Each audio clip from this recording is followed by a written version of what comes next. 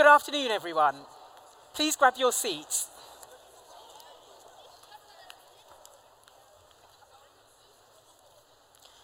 So I would like to welcome you to the 69th IAC public event called Space is Big, Space is Public. We have an amazing afternoon planned for you with a live link-up to the International Space Station. We also have a question and answer session with people who have actually been out there. So we'll have up to 6 astronauts on the stage at once, and you will be allowed to ask them questions. As well as that, we will be looking at the change of command on the ISS, and we will have 2 of the heads of the largest space agencies in the world up on the stage too. So I think we're about to have a fun afternoon. But first, for the formal welcome, I would like to introduce President of the IFA, Jean-Yves Le Gall. Thank you very much.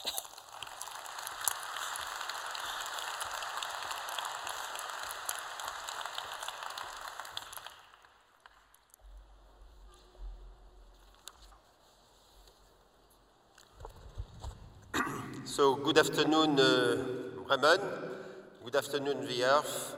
Good afternoon, the galaxy. And good afternoon, the universe.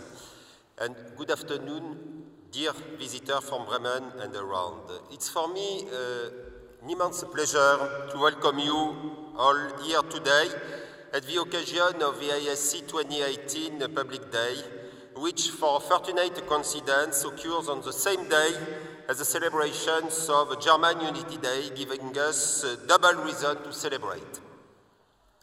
What a nice feeling to see so many young faces here today in the audience.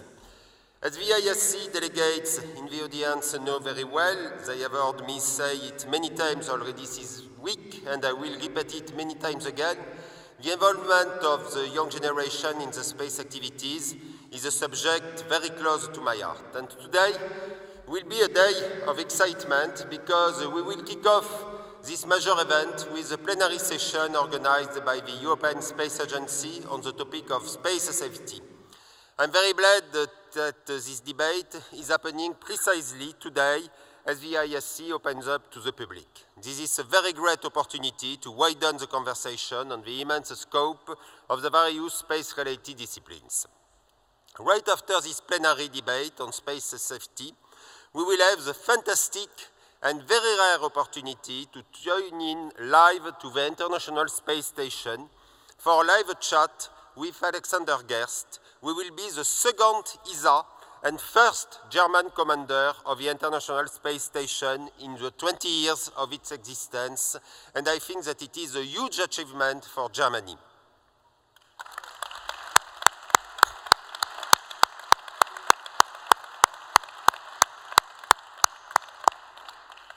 And it is not a matter of fact, it's a result of the excellency Germany always developed for space matters.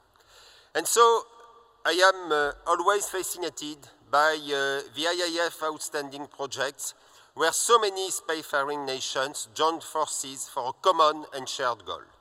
This is the beauty of humanity here on Earth, and especially in space. We stand together on the important matters.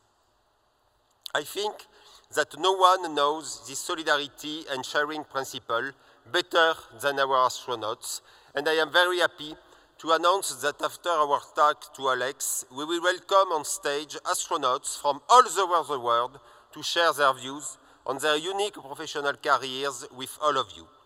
You will know what it feels like to float in space, look at our beautiful planet Earth from a very special perspective, and hear about future plans for the exploration of our solar system. To conclude this event, we will have the opportunity to witness the handover of the commandership of the ISS to our ISA astronaut, Alexander Gerst, and it will be a huge achievement. To all of you, young people in the audience, I hope that today's events will inspire many of you to pursue a career in space and to become the future space explorers and engineers that we need to build a brighter future for all mankind. We need you. Enjoy.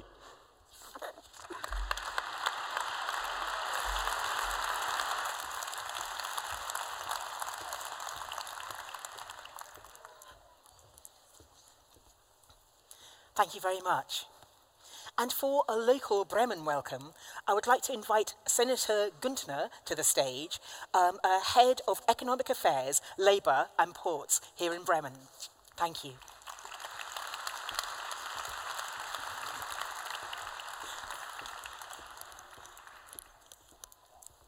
And it is my great pleasure to welcome you all on behalf of the government of Bremen. We are very proud to host the IAC 2018 with more than 6,000 participants, the biggest IAC so far. And I am sure that especially the participants of the IAC allow me to say also some words today in German. So moin Bremen, moin Bremerhaven.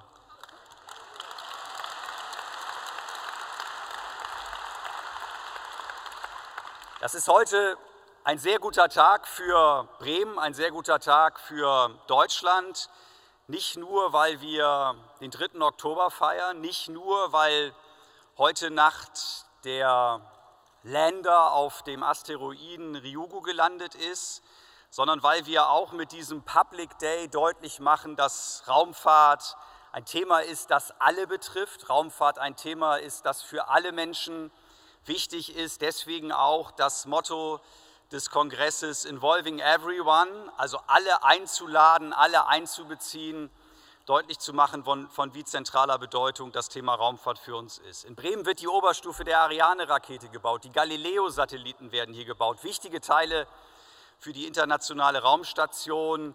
Und das zeigt, dass wir nicht zu Unrecht sagen, wir sind die City of Space in Deutschland. Und das wird auch deutlich gemacht durch diesen internationalen Astronautenkongress und es wird auch deutlich gemacht durch diesen Public Day. Und ich freue mich unglaublich darüber, dass wir gleich den Live-Call mit Alexander Gerst haben werden, weil das einfach zeigt, welche Faszination im Thema Raumfahrt steckt für die Welt, für die Zusammenarbeit in der Welt, gegen nationale Lösungen, für internationale Kooperation.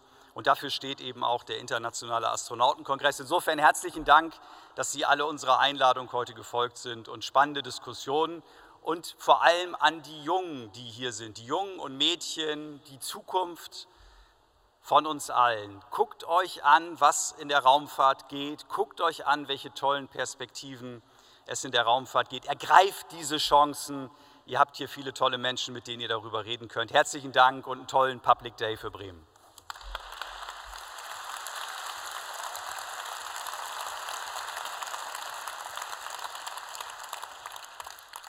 So the title of the public plenary today is Space is Big and Space is Public.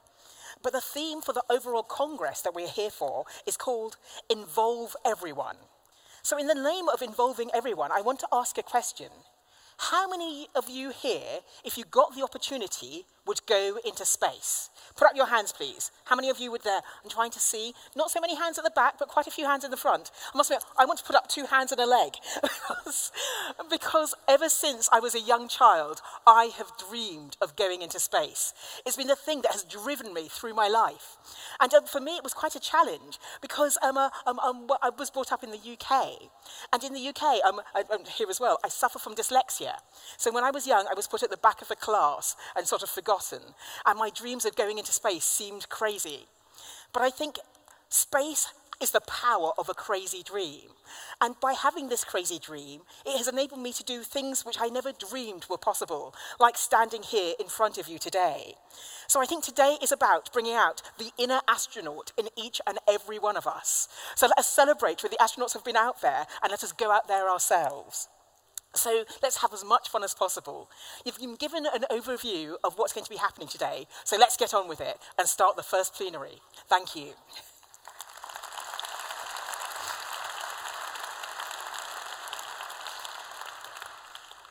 So we're going to start with talking about hazards in space, sort of both human-made and also natural hazards. And for this, I would like to introduce the Vice President of the IAF and also Head of the European Space Agency, Jan Werner.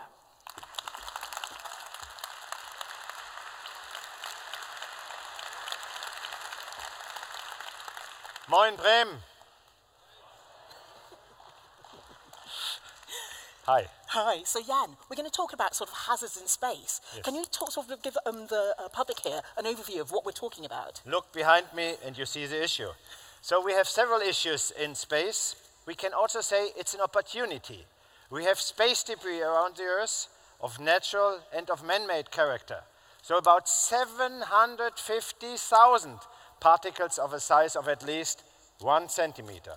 We have orbiting satellites. We have 4,500 satellites approximately. Only 1,500 of them are still active, meaning 3,000 are space debris. We have near-Earth objects, meteorites, which can hit the Earth. Most probably the dinosaurs died out because of a meteorite impact. And therefore we have space debris, we have near-Earth objects, and we have solar flare. Solar flare is a solar wind. And all of these are threats, but maybe, for instance, the satellites are also resources for the future. Who knows? Yes. So to discuss this with you, if you'd like to take a seat, I'd like to invite the other panelists up. And so first of all, we have Jim Bridenstine, Administrator of NASA, if you'd like to come to the stage. Thanks, Jim. Next, I have Thomas Zombeck, Space Coordinator at the German Ministry. Thank you very much. Go to one of the seats and take one already. And next I have Patrick Michael, Director of Research at CNES, the French National Centre for Scientific Research. Thank you.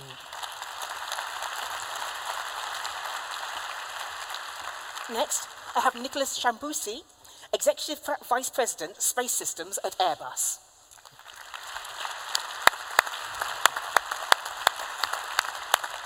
And also, Matteo Emanuele, Co-Chair of the Space Generation Advisory Council. Thank you very much. Please grab your seats. So these are now the people. You can sit down, you can stand, whatever you do, but don't sit on the floor. So we are discussing about space hazards, space safety. Patrick, you are a scientist. Can you tell us a little bit about what are the type of threats we are talking about? Okay, so first of all, because we have young people, we have to say that space is absolutely fantastic and full of challenges and beautiful. And today we have an historical moment with a landing of a small lander on an asteroid. But also space is hostile for the human. And there are many things around. And in fact, Earth is like a spaceship which evolves around the sun and encounters many things.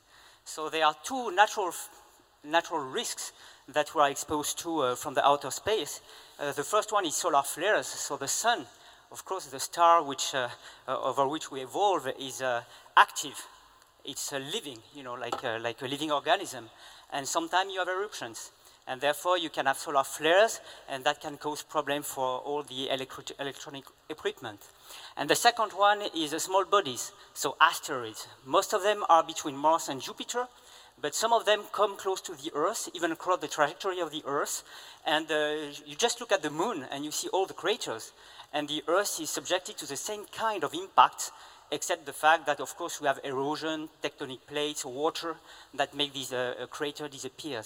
So we need to study these objects, both the sun and the small bodies, in order to better understand their evolution and how to minimize the risk they expose us to. Thank you very much, Patrick.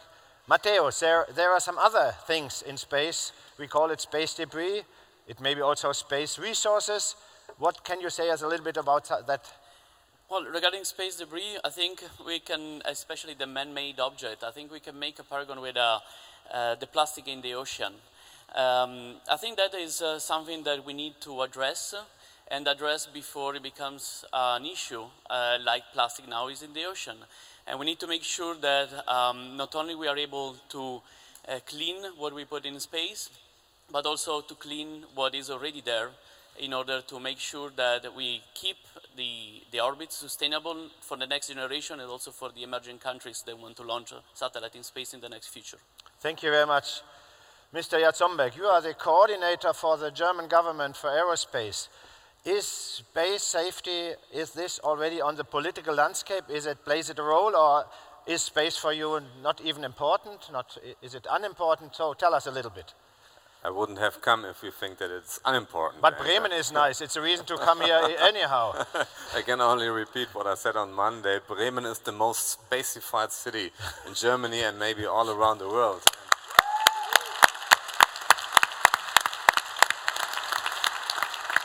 So that's the proof. If you see all the people here, and I think it's a great opportunity for Bremen and also for Germany as a space nation. And yes, it's a big topic for us. And sustainability is something on the political agenda in Germany for a very, very long time. Sustainability is a very important goal for us, and also sustainability when it comes to debris, for instance. We need clear rules for everything that's going on around new space. And what about the rest? So we have an experimental surveillance sensor called Gestra, and so we are in the heart of the technology development here. Okay, thank you very much. So Jim, you are the boss, the administrator, the boss of NASA. For me, you are the American space. So the question is, it's a political question to you. I know you are a politician by heart, but my question to you is, from the old continent, as we call ourselves, sometimes, right now, it looks like that America would like just to be alone. Is that really true in space, or what is your opinion now? Tell us the truth. Nobody will report about. You can just be under us. Tell us the truth. No, we absolutely do not want to be alone. In fact, the president's very first space policy directive said that the United States is going to go back to the moon, but he also said in that space policy directive to take with us our international partners and our commercial partners and to create sustainability so that when we do go to the moon, we're there to stay. And that's an important thing to remember. We cannot do what we want to do alone. We need the partnerships from all around the world, and that's important to make sure that we communicate. And we're building those relationships. That's why we're here, and we're going to continue to do that. Does it also consider space safety? I mean, we are talking here. Absolutely. First of all, yes, applause for him. That's good.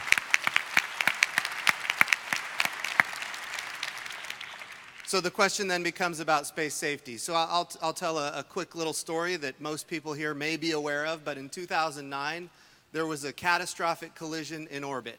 It was an Iridium communication satellite and a defunct Cosmos satellite, and they collided. Now, there were conjunction warnings ahead of that, a number of them. And yet, the two parties decided maybe it wasn't worth maneuvering. And because of that, there was a massive collision on orbit that resulted in thousands of pieces of orbital debris that we are still dealing with to this very day.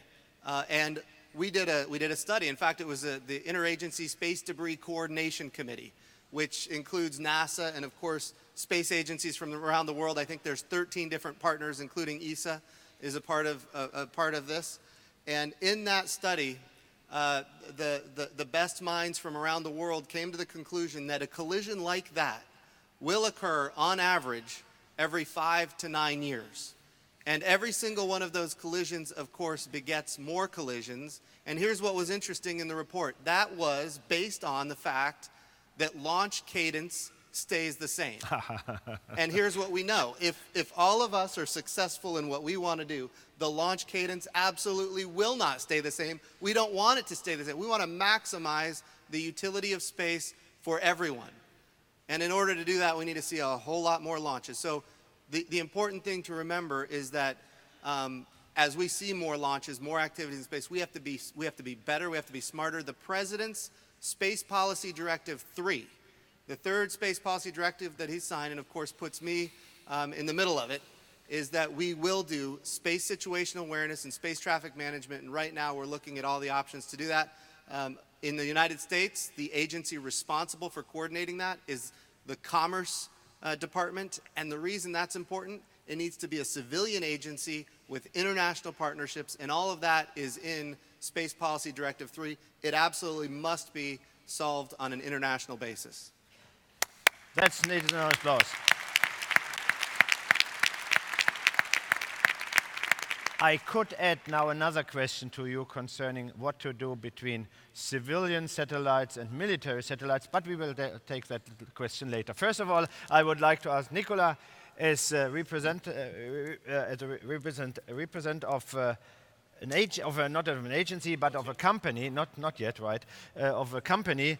is space debris removal or near-Earth objects activities or solar flares, is it for you just another area where you ask us, NASA and ESA, for money?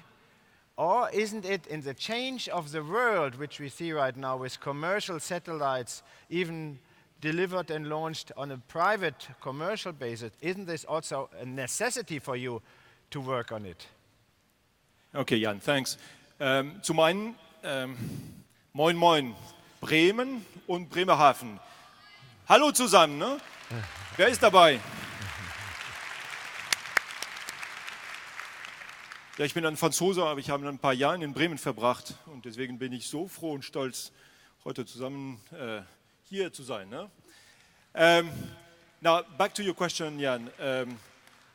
As industry, we are, and as personal individual, I'm not ready to commit suicide, and especially to commit suicide on our own business. And if we have debris in orbit, then it threatens immediately all the satellites that we are delivering to our customers and all the satellites that we are delivering, that we are operating on behalf of our customers. So for us, there's a clear interest just to make sure that space is clean and that we have removed all the debris that is possible, first. Second, that we know where the debris are for those who have not removed. And third, I think, Jim, you said it very well, that we are not generating additional debris. This is of utmost importance.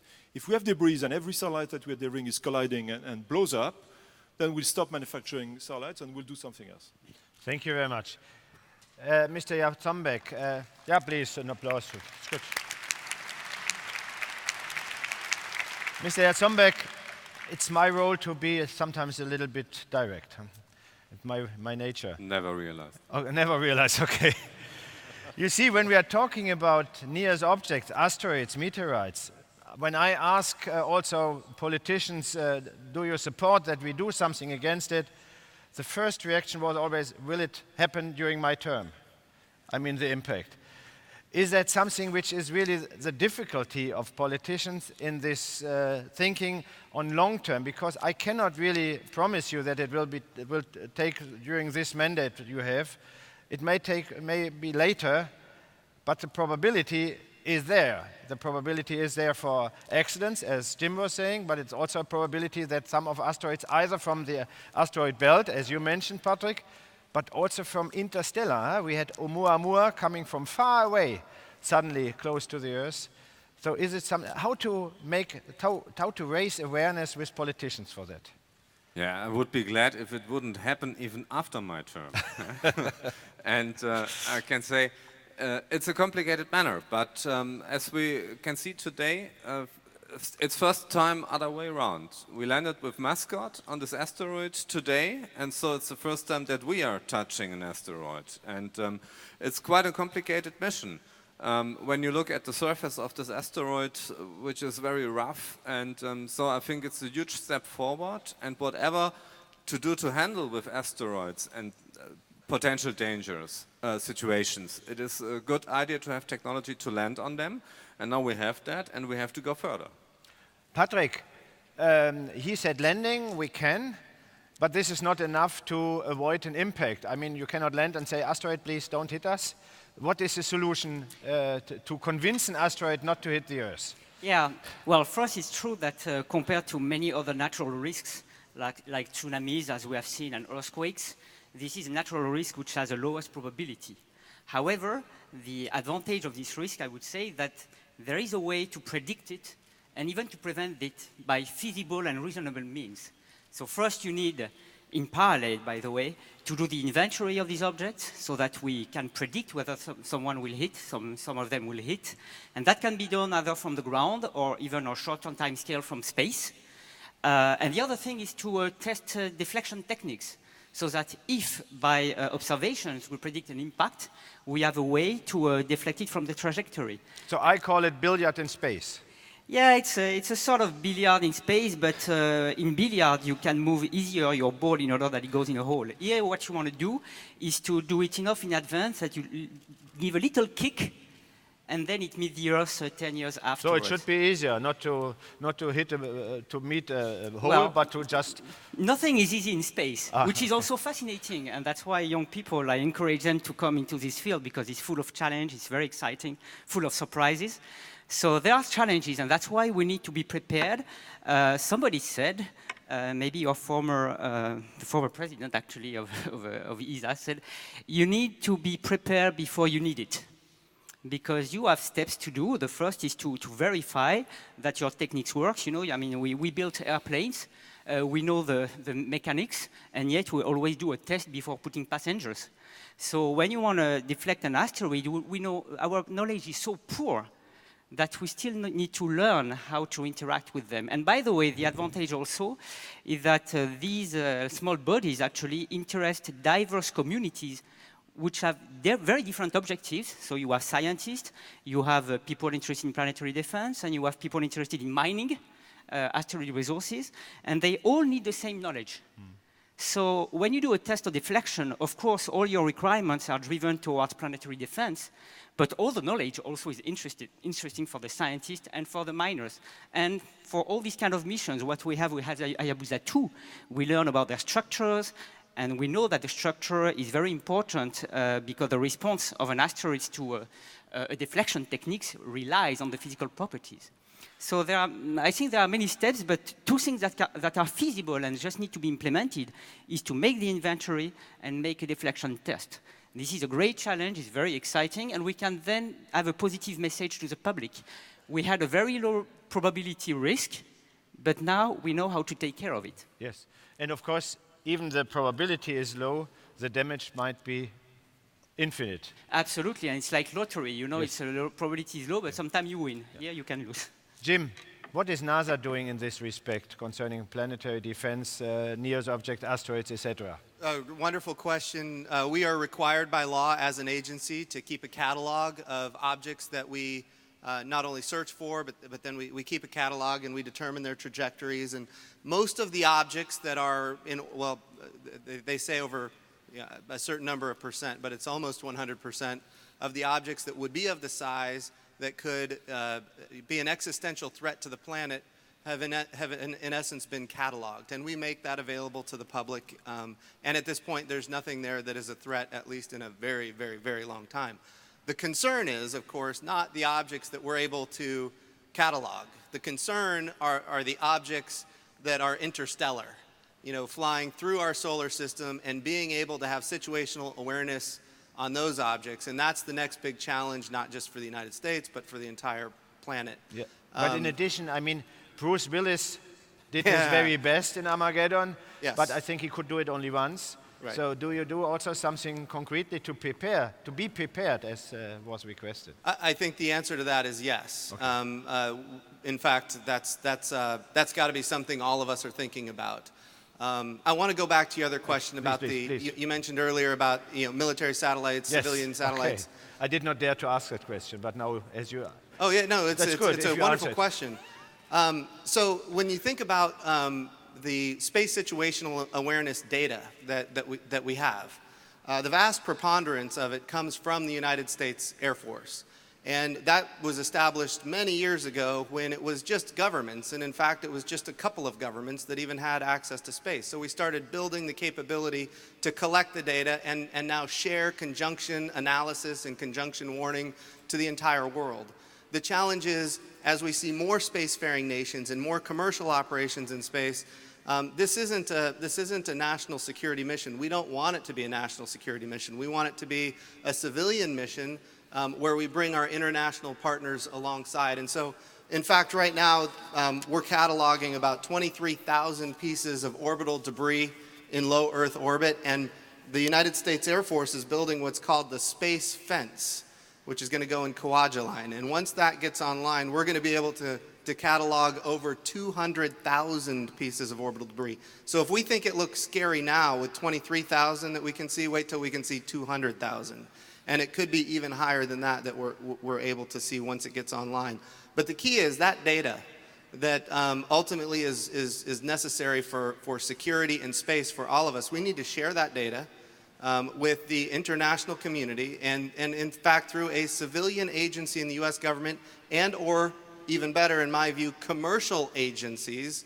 And then when somebody, a commercial operator, gets a license to launch into orbit, they need to provide to their government evidence that they have a license or I should say a subscription to one of the commercial providers of space situational awareness. But this cannot be a US only thing. It has to be international. Jim, you need a big applause for that, not only a small one.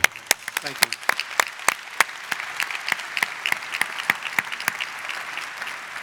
Matteo, now let's assume we have all of this cataloged. Everything is not fine, but we know everything. We still want to do something against the debris as such. What is the technology? What could you explain to us? What can we do against it? Well, I think one of the technology would be to go there and grab these debris and bring them down or bring them safely where they These can... tiny things? Well, at least the big spacecraft or the smaller spacecraft. That's where we can actually do something. For the smaller debris, I'm not really aware of technologies that can do. Maybe, some laser from ground that could actually help. Of course, we need to see if that is feasible from ground, and there are some concern in terms of, if that this can become a weapon. But I guess that's... I have always a good argument against that. If some people believe that a robot in space can grab another satellite and deorbit it as a military action, then this country or whoever is doing it is not saving money, because I'm a concrete engineer. You just need a block of concrete. You can do the same work, everything is done. So don't be afraid about robots in space. This is a good thing. But I guess also with all the industry, I think, as you said, we need to prepare and we need to make sure that when we design our spacecraft, we think about the deorbiting and we think that well in advance. I think the industry they're now already starting organizing themselves. So I think the agency and also the regulation, they need to keep up with the industry, because we have understood that we need to make sure that the orbit is sustainable, because we want to launch more satellites and we need to make sure that we can do that. Nicola, clear. Yeah, yes, that's clear. Do you have the technology we demand? We need. Who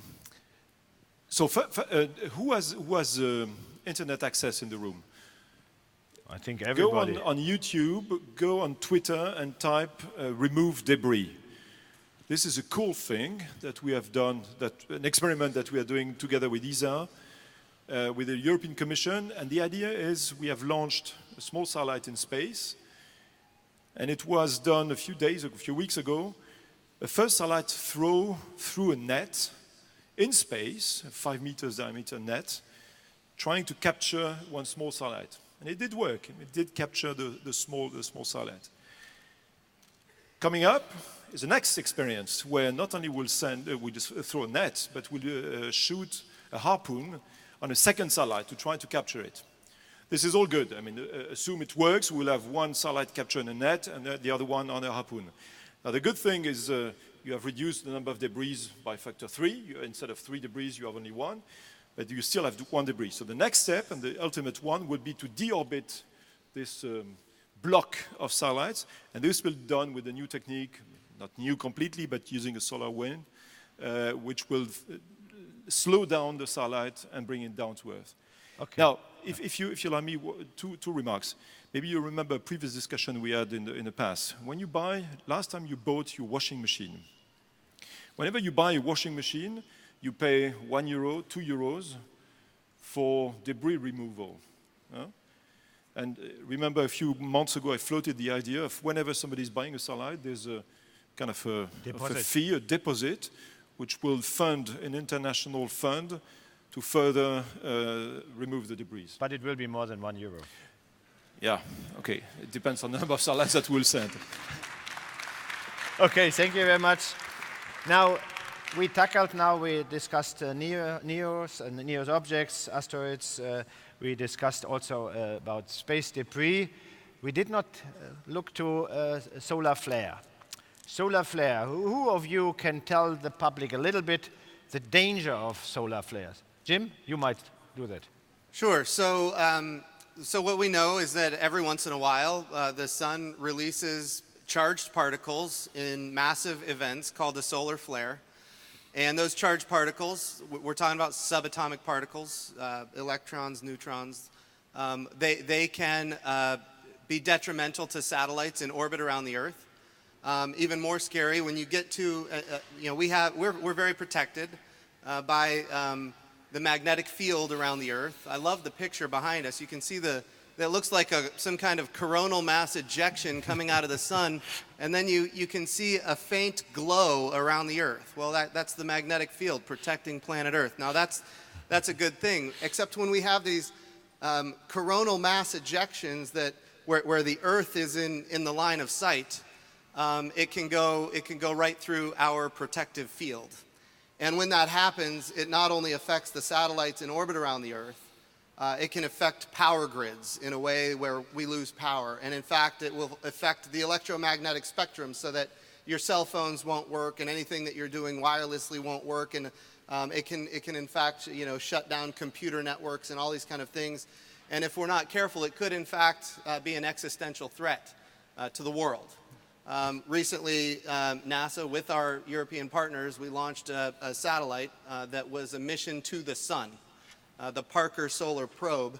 And what we're going to do with that satellite is we're going to actually fly through the solar corona. We're going to fly through the atmosphere of the sun at over 430,000 miles per hour, which is faster than any human-made object has ever gone before. But when we go through the sun, what we're trying to do is be able to learn and predict ultimately what causes these solar flares and even coronal mass ejections, and then from there be able to prepare our astronauts when they go on deep space missions, whether it's to the moon or eventually onto Mars. We want to be able to make sure that our astronauts are safe, because that could be severely detrimental to the human system with all of that radiation going through the body. So this is a big deal to us. It's again, it's not an issue that is an America issue. It's a world issue because it could be extremely damaging to the world. But we've got to be able to predict, and then we have to have systems in place so that when we know it's coming,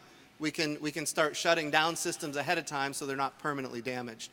So these are all things that we're working on at NASA. So if there's any Canadian in the audience, they can tell you what happened in 1989 when a strong flare hit Canada and even shut down some of the electric grids. We will do together with our American friends, hopefully, a mission where we go between the sun and the earth at one location and the other one aside to observe the sun and then have a weather forecast for what we call solar weather. So, Maggie, it's back to you. Thank you very much. And thank you very much to all our panelists.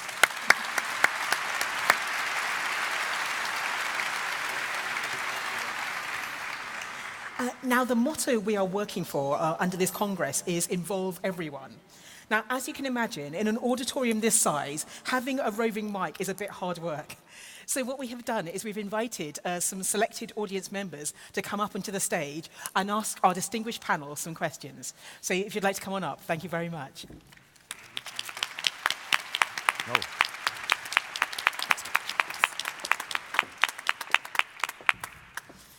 Oh, actually, we'll say if you face forward. And so what I'll do is I'll pass you the microphone. If you could say your name and any affiliation you have, and then if you direct your questions out to the audience, but the guys are listening behind. Thank you. My name is Tia Flem. Oh, wait. It's on, but That's like now that. it's working. Okay. And close to it. Close, okay, thank you. My name is Tia Flem. I'm the Danish national point of contact of Space Generation Advisory Council. And I'm also a space lawyer. So I know when it comes to active debris removal that there are some issues with prior consent and national security.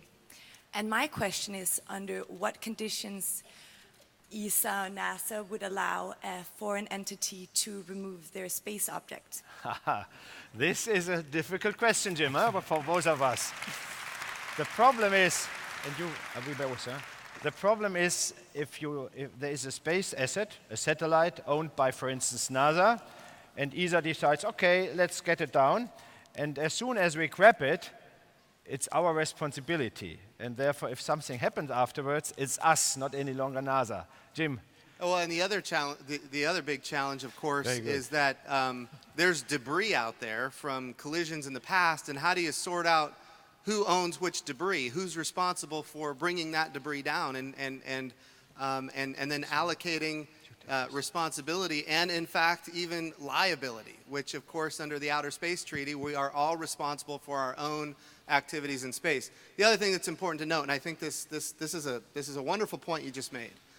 Under Article 6 of the Outer Space Treaty, it requires every nation to have authorization and continuing supervision in order to put something into space from an entity within your own government. And so the government is ultimately responsible, even if it's a commercial kind of satellite, the government is responsible for authorizing and continually supervising. So what we have to figure out is who in our government, who in your government, is responsible for authorizing and continually supervising rendezvous and proximity operations that some people around the world might consider a threat, or some people might consider hostile. And so I think the way to solve it is through having each of our countries, each of our entities having this agency that's responsible for authorization, responsible for continuing supervision to do these non-traditional activities like rendezvous and proximity operations for debris removal, and then making that information, that data, transparent to the world so that everybody knows why you're rendezvousing with this particular object and what your intention is. And if it's transparent, and then you see somebody doing it, if you were to see somebody do it that is not being transparent, that's how you know the good from the bad. Are you satisfied with the answer? Yeah, that was a very good answer. Thank you. Then we go to you. Ooh. Camilo, introduce yourself and then raise a question to whomever you like. Thank you, Mr. Werner. Hello, everyone. I'm Camilo Reyes. I'm the national point of contact for space generation in Colombia, South America. I'm also volunteer for the newborn Colombian Space Agency as a private initiative. And also, I'm studying here at Universitat Würzburg. You will excuse my German, please. Master in Satellite Technology. And I think space safety is a threat for all of us, for humanity. It's not a matter of ESA, it's not a matter of NASA, JAXA. It's a matter of humanity. And especially these days when we are facing migration in different spots in the planet. So we have migration from Venezuela to different points in South America and in the American continent. We have migration from Syria here to Europe, from North Africa to Europe. So when we talk about the space safety, we are talking about a threat, maybe as an asteroid hitting Earth, a space debris. Matteo mentioned space debris. We also can extrapolate it into pollution in the oceans. So when we talk about this, it's an international effort, as you, Jim, mentioned before. It's like, my question would be like, how do we overcome like the national instinct to close borders when we are talking about space safety? Because sometimes we say, okay, international effort, but how we integrate this into bringing more like people in terms of spacefaring nations into this global effort as a community, as a humanity, because we are all humans. Let's not talk about borders. We need to face this as a civilization. Thank so you. it's clear. So I think, no, give me the mic. Give me the mic. So as we have one acting politicians here on the podium and one former politician, I would both of you giving a short answer to that. Mr. Jatombeck. Yeah, it's a very good question you're asking, and I think we can always improve. But we have a UN program, COPUOS, where we all share our data and our possibilities to help if there's help needed for catastrophes on Earth. Neither if there is too much water somewhere or whatever happened, an earthquake. And so I think this is a very good initiative, and we should make progress on that furthermore. And on the other side, I think we will integrate all our data. What Jim Bridenstine said is absolutely our position. We have to make that transparent. It is not only so that the NASA is handling with these issues. We also have for this debris and space safety center here in Germany created. We have a European one, and we integrate all this data and cooperate for the common sake. Jim.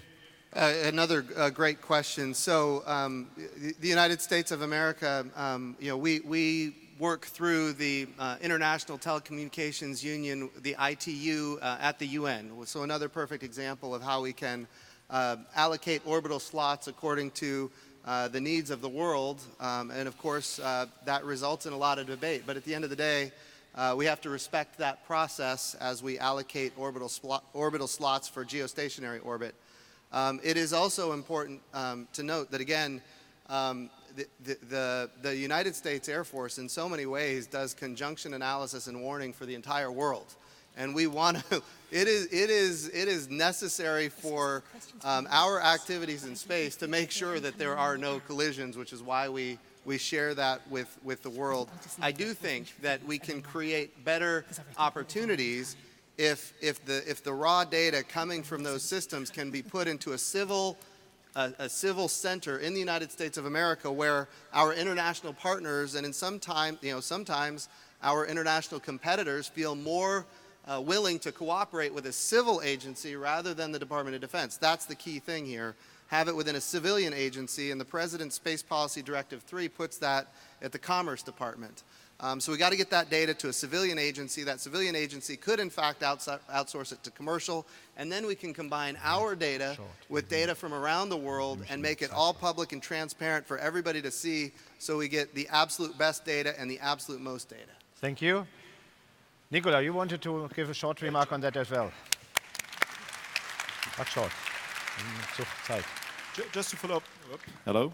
Just to follow up on what you said, Jim, I mean, in the commercial aircraft sector, which Airbus is part of, we do have ICAO, International Commercial Aircraft Organization.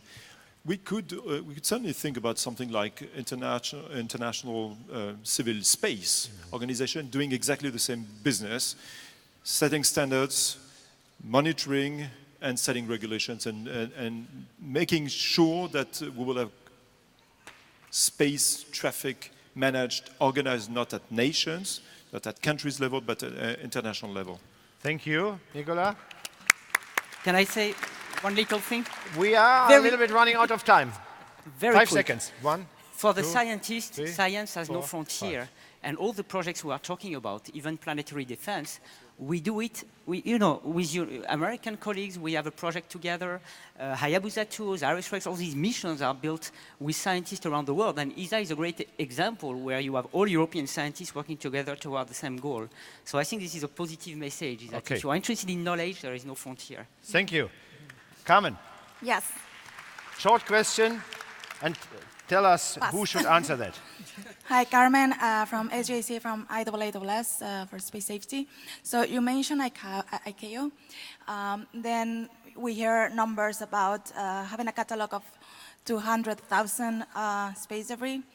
So we have new players, new companies that are looking into technologies on how to remove space debris. And you were talking about it.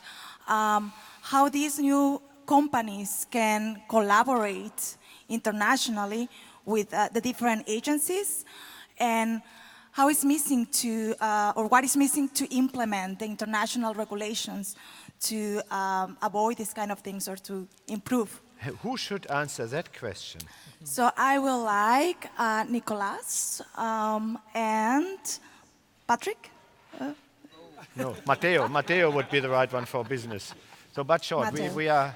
I don't know if I have the right answer, but just we tend to abide to rules and laws in the country we operate in. And we do have, take the example, you know this probably as good as I know. In France, we do have a loi sur les opérations spatiales, which is a law enforcing certain very restrictive measures to develop, to produce, to launch and to operate satellites. When you launch a satellite from France, there are extremely stringent regulations that you have to obey. And this is what we're doing. So that's probably the best way to do it. There are regulations, and we are by law obliged to adhere to.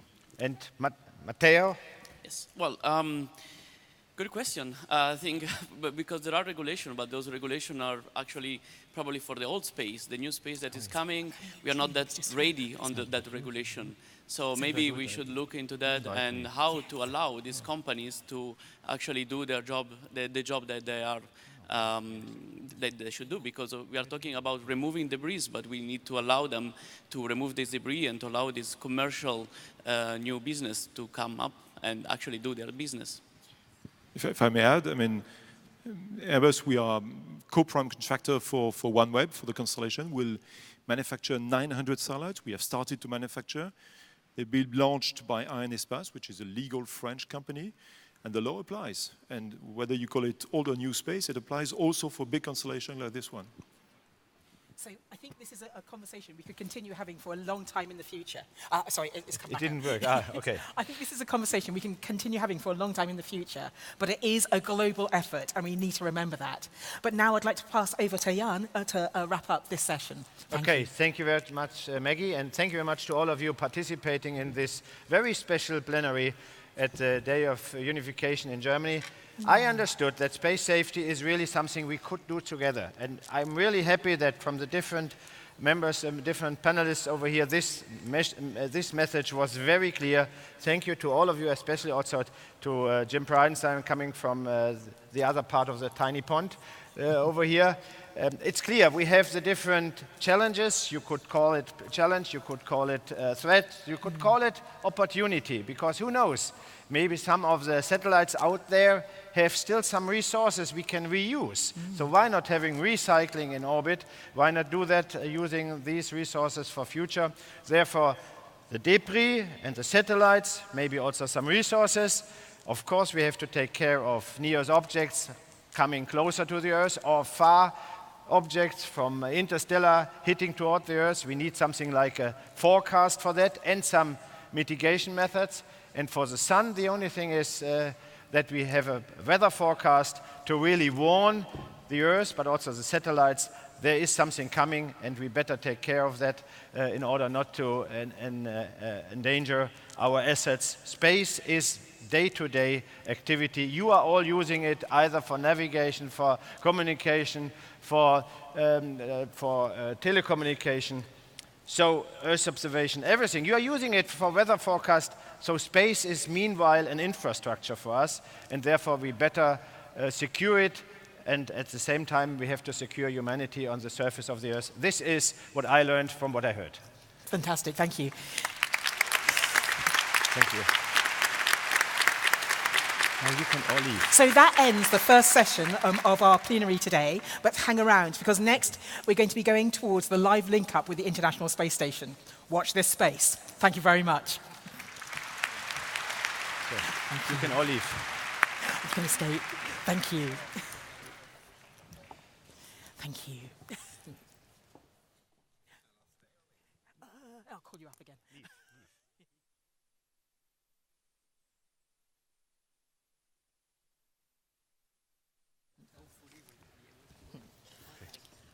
Good job, all. Nice work. Lots of microphones now. So I think we wait a few moments and then start with the... No, we directly go on. We invite Matthias. Yeah. So first of all, we have... I'm going to have a quick chat with you about Alexander Gerst. No, but we have to invite now Matthias. Well, no, hold it. First of all, I have an interaction with you, and then I invite Matthias. Okay, so thank you. Now we're getting ready to speak to Alexander Gerst, the German astronaut on the International Space Station. But to do this, we need some help. And so I'm going to ask Matthias to come up onto the stage and tell us about what's going to be happening next. Matthias, can you come up here? Thank you.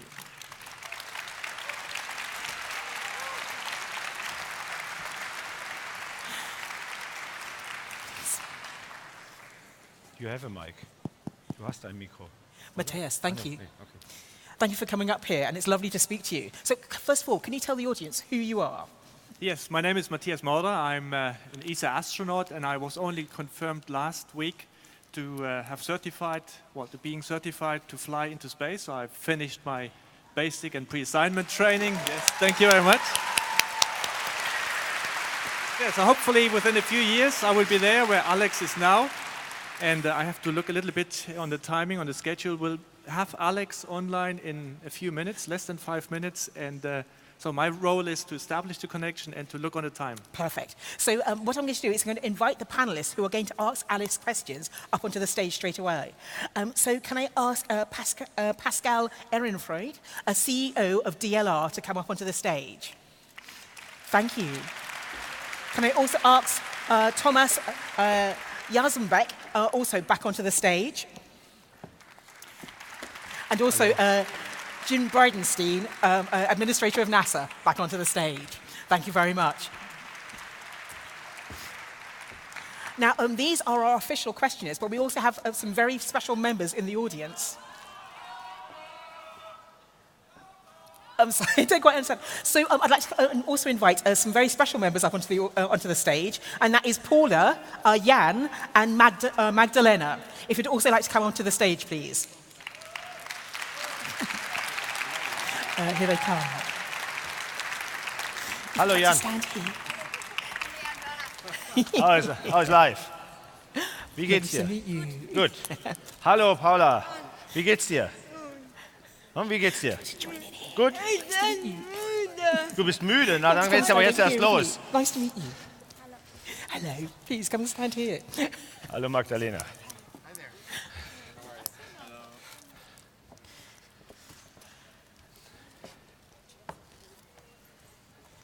Right, so as you can imagine, now when we link up to the International Space Station, we only have 20 minutes of conversation. Now, Matthias will actually be speaking to Mission Control in Houston as we actually set up the link. So in a few minutes, you're going to start getting distracted. Now, we will be speaking to Alexander Gerst, but I need to explain, we will be able to see him, but he won't be able to see us. And also, because we are actually beaming questions across up 400 kilometers to the International Space Station, when we answer questions, we need to leave a small pause. Count 1, 2, 3, and then ask the question, just so that the link can work. And also, we are members in the audience, we are would-be astronauts ourselves. And so when we do make the link up, I think that we need to give the International Space Station a huge cheer. So once we have established the link, I will say a countdown of 3, 2, 1 in space tradition, and I think we need a big cheer for the International Space Station. But we'll get to that in a few minutes. So how are we doing? How close are we to the link up now? Are you getting any feedback? We still have 5 minutes to go. So 5 exactly minutes. 5 minutes. Okay, perfect. So I think it would be nice to speak to. I have dreamt of going to the International Space Station all my life, and you're the guy that could make that happen. Done. Okay, I've got witnesses here. So tell me more about the history of the International Space Station. So it really is not just an engineering marvel, but since I've been here, I've talked to a lot of folks, and The microphone, you need to lift test 1, 2. Yeah, all right. Okay, closer, right. Okay. Hey, we have contact. Okay. So it really is not just a technological marvel, but what's even more amazing is that so many international partners can come together and actually make it work. I think it's a model for the future. It's the first kind of international collaboration at this scale, something this complex. And don't get me wrong, it's an amazing technological marvel, but it's an even more amazing international marvel. The idea that we can do this with a treaty, and that each country can be responsible for building various components of it, and then we can bring it all together and it works. It's not always easy. And in fact, we've had some very tough votes in the United States Congress as we went through this whole process. But one of the reasons it's always been successful, even during those tough times when maybe it was behind schedule or over cost, one of the reasons it's always been successful is because folks can go to the members of Congress and they can say, look, this is important not just for our country, this is a world project, and look at all of our international partners that are on it. And at this point, a lot of people don't realize it, we've had 103 separate countries working on the International Space Station in some capacity, whether with projects, science projects, or no-kidding building modules for it. So 103 countries participating in the International Space Station over these 18 years. And imagine this too, 18 years of humans living and working in space, continuously, without any gap. Yes. We've got to make sure as we go forward into the future that we continue doing this. Absolutely. We can never, as humanity, ever again, we can never have a gap in low Earth orbit, or quite frankly in space, of humans living and working in space. So, Pascal, if I can address you. Thank you. We have some young people here from the audience with you now, but what could you say to the other young people if they dream of getting into space? What would you tell them? First, I make the test. 1, 2, 3. Does that work? Okay, we have contact. Yeah. Please. Well, I think it's a dream of all children and wants to go to space. And astronauts have a really intensive attraction.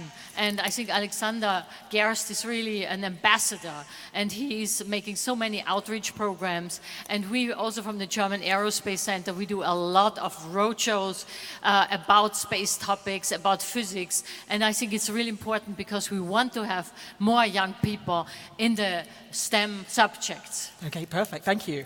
And actually speaking to the young people, are you excited to be here on the stage? I have to translate first.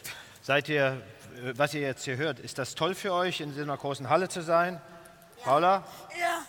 Say it also in English. Yes. Yeah. Und du, Jan? Yes. Okay, Yeah. so. Me too. Okay. Now I think we're getting very close, aren't we? So we are 1 minute out to the in-flight call, and during the in-flight call, I have to remind everyone to use this microphone here, so we will pass it around. Yes, because we can't have two people speaking at once through the call. So yes, we're virtually getting to a countdown, aren't we? So yes, when we actually make contact, oh yes, this is mission control, please. Okay, so we have Houston Control Center behind us, and within in 30 seconds, I will be able to talk to them. And then they will give me the permission to talk to the station. Fantastic. This is the moment I've been waiting for. I hope you're all excited too. So let's just wait for that permission.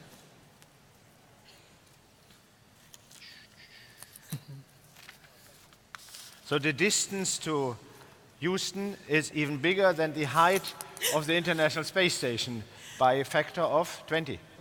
Is that something like that? Might be. Yes, but where is the International Space Station at the moment? In orbit. Oh yes. Up there you say. I will check it. I will check it. Yeah, of over course. what continent? Whoa! So, silence for a moment, please. Space Agency, this is Mission Control Houston. Please call station for voice check. Station ESA PAO, how do you read me?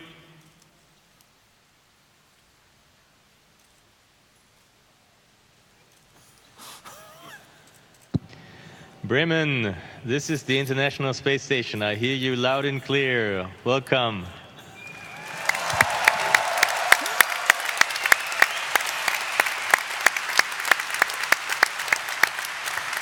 So, Alex, my name is Maggie Aderin-Pocock. I'm a British space scientist, and I'm very excited. But I'm here with around 6,000 people in Bremen who are all so excited to hear you and speak to you. So I think a big cheer from the audience again for the International Space Station.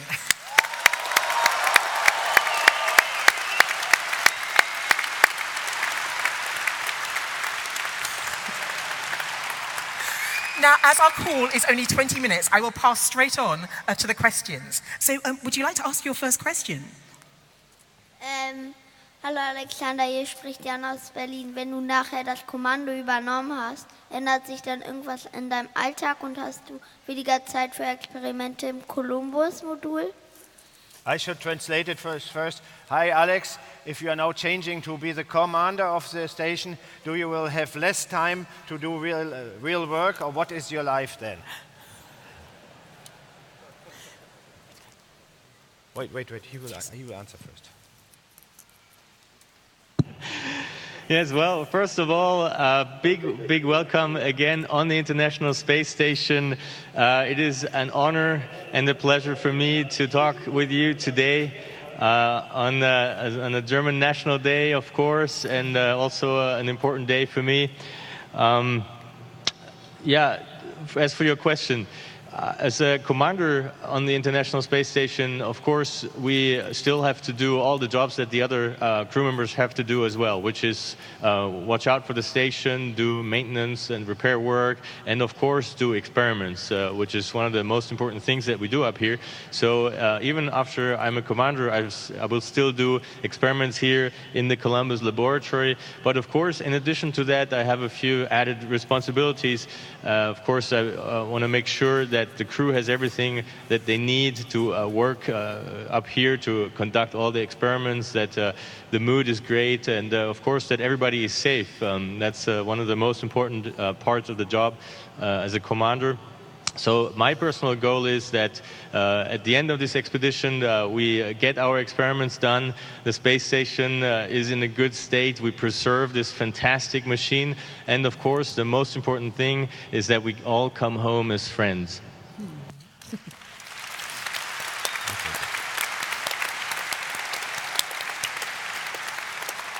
Hi, Alex. This is the old Jan. You know, I'm your boss. So, Alex, I have close to me Paula.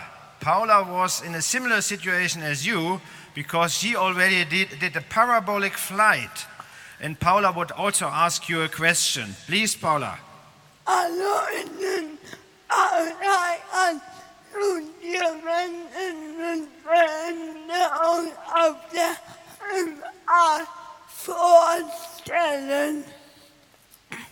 So, Alex, the question is, so first of all, she's here in Bremen, and she wants to ask you, is it possible in the future also that people like Paula, which need some special things during their day-to-day, whether she will also be able one time to come up to the International Space Station?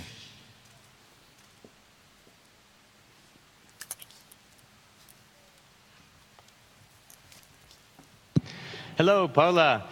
Thanks for coming to this great event today, and thanks for the great question. You know, when I was a child, I always dreamt of going to space, but there were many people said, no, it's unlikely, you won't go to space, and as an astronaut, you have to be perfect, and you have to do this and that. So I actually thought I won't be able to fly to space, I won't be an astronaut because I can't do it. So well, here I am. It was a big surprise for me that in the end it worked out. Sometimes in life things work out if you keep your dream going, if you believe in it. And well, sometimes things go much easier than you thought, especially since I've heard you already have experience flying at a parabolic flight. So I think you would be fine up here in space. And my dream is actually that everybody, every human on Earth will be able to see Earth once from space with their own eyes. I think this would change a lot. This would be an important thing for our society.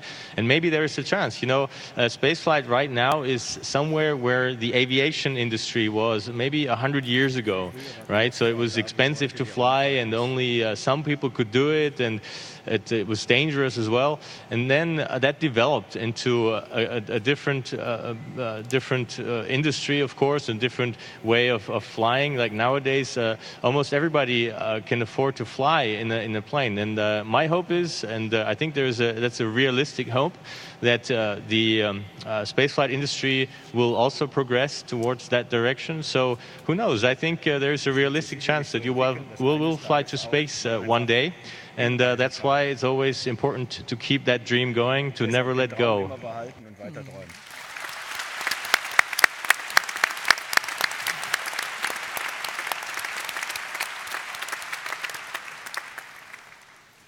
Hi, Alex. This is Pascal. I've attended so many in-flight calls in the last weeks, but finally I can ask you a question. So there is a lot of training which you do on the space station for the safety, for the ISS, but also for the crew. So what was your last emergency training?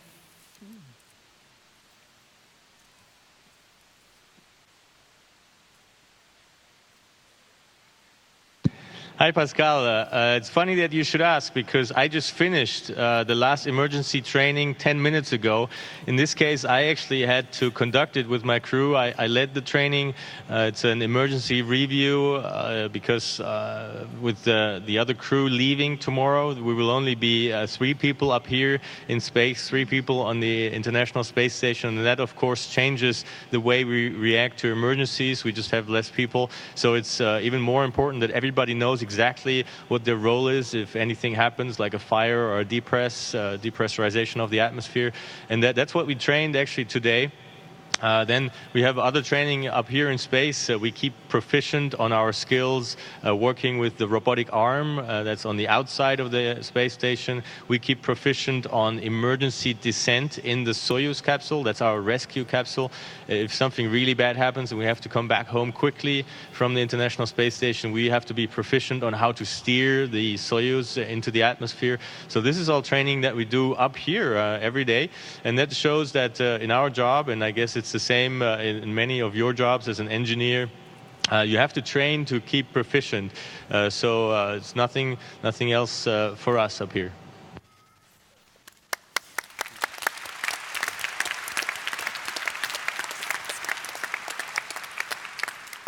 So, dear Alex, at first I have to say we are all so proud of you as being such a great ambassador for space. Thanks for that.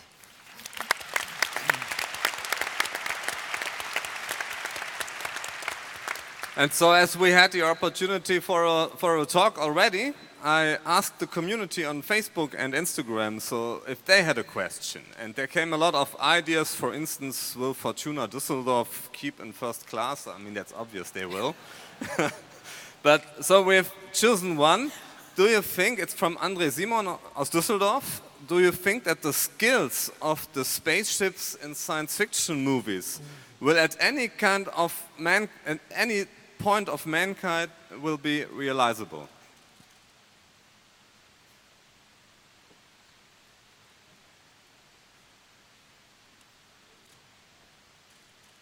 Well, I think that's a difficult question to ask. Of course, there's a wide range of what like spaceships can do in science fiction movies. So if I understand the question right, is will our ship or the ships that we build in the future do something like that? Well, I think the warp drive is not completely around the corner yet, and so I don't think we need to concentrate on that. But to me, always the science fiction movies were so interesting that were in a way realizable, like where you not just like beam away people when they're getting in trouble or things like that, but like where we actually really solve technical problems, where the engineers have thought something, thought of a solution for a problem that's long-standing. And that's actually something that we're working up here on. The ISS is a test bed for future spacecraft, and we are actually testing systems that many of you engineers down there actually built and sent it up. We, for example, just last week received a new life support rack that was built in Europe, in Germany, to a big part.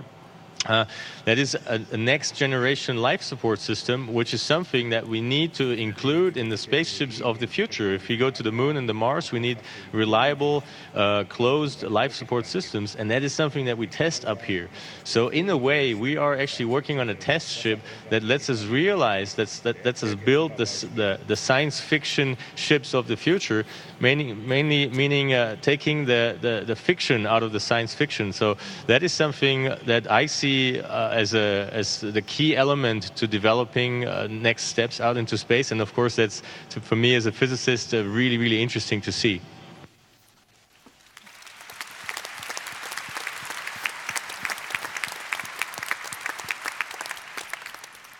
Hello, Alex. This is Jim Bridenstine, the NASA administrator. Happy Unity Day. And on today, I just wanted to ask you, how important do you think international cooperation is as we explore space even more and go further than we've ever gone before?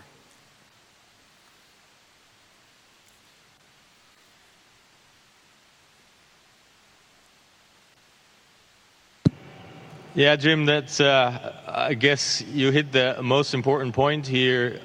That is I guess obvious when we're up here, if I look around, right, I'm in the European module, but that's docked to an American module. Behind that, there's a Japanese module, then there's another US module, and then there's a Russian module, and so on, right? We live in this amazing machine that was built by, I read, about 100,000 people built this machine. So far, we've conducted about 3,000 experiments, a bit more up here in the lifetime of the ISS. And individuals or experimenters from more than 100 different countries participated in scientific experiments up here. That means like more than 100 nations have benefited from the ISS. And it's obvious that this is a machine, some say it's the most complex machine that humanity has ever built. No single nation could do that alone. It would be next to impossible to do that. By putting our international, sometimes discrepancies aside and focusing on what unites us, our common visions, putting that together, enabled that to build this machine. And if you think about it, I mean, those modules that we stuck together in space, they were never stuck together before on Earth. They were never tested to see if it fits, right? 1/100th of a millimeter, something going wrong and they don't fit. Well, some people said it's not doable. We can't assemble such a space station up in space at 28,000 kilometers an hour, coming from different continents. Some said it's not possible. Well, here we are, and that is a sign of what international cooperation can do. And also, that, of course, points in the direction that future cooperation has to go. We need to keep our visions. We have to work together to enable those big, not only space stations, but those big exploration goals, the next step out into space. So international cooperation will be the key for getting further out into space.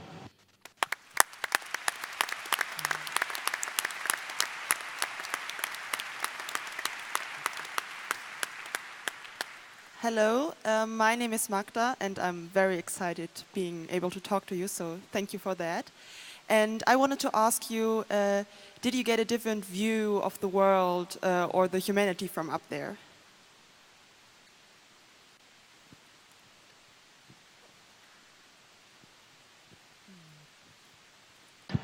Hey Magda, yes, I think you hit another really good point. To me, I was a geophysicist before I flew up here. I studied physics and geophysics. So I thought I knew everything about our planet, about the size, the thickness of the atmosphere. And I still know the same facts as before, but I've seen it with my own eyes. And it's incredible if you see how thin this atmosphere is, or it's incredible how it's been put into perspective, seeing the world that we live in from the outside. When I grew up, I actually always thought space is a special place. I thought being in space must be so special, Well, what I learned up here as the very first thing is that space is, well, pretty large and empty, and that the actual special place, that is our Earth down there. That is the place that we all come from. That is unique. We don't have a planet B. So that's one of the first lessons. Also, if you look at the Earth from the outside, it looks rather small all of a sudden. Something very big becomes small in light of infinity. And that changes my view on, well, what we can do with this little planet down there. That all there is, right, atmosphere, resources in the ground, anything that we have down there is limited. Well, you could say, yeah, we know that everything is limited. Well, if you see it from the outside, it's scary on how limited that is, right? And that is something that changed my perspective on this planet. And that's why it's so important for me to share that with all of you guys down there, because I think it's a responsibility. And it also hits back to the point that I mentioned before, that I wish that every human could see the Earth from the outside. I am pretty sure that we would think differently about big or small decisions that we make down there.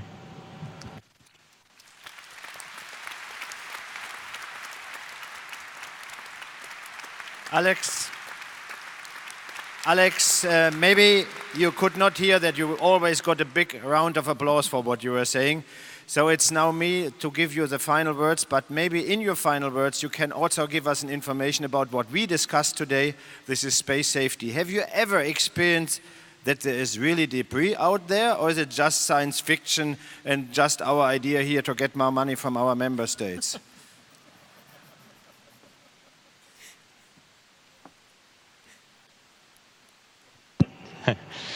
No, Jan, space debris is very real. If I look out any window and if the sunlight falls in the right direction on the window surface, I see that the surface of the International Space Station, including the windows, but all other surfaces, they're plastered with like mini little impact craters. Like every centimeter or so, you can see a tiny little crater. Sometimes they're even bigger. Like we have one in the cupola window that's a few millimeters in size.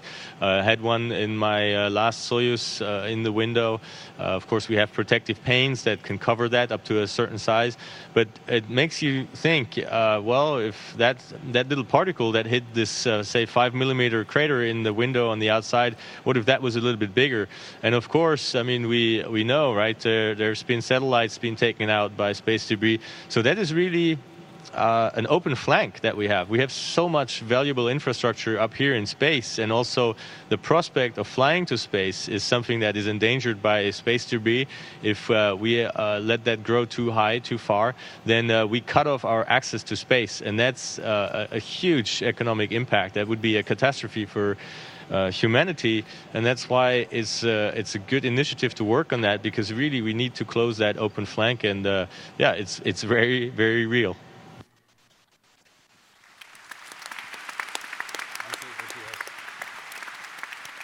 Alex, you can use the last minute or whatever you have for your personal view, what you want to tell here the people in Bremen, the message.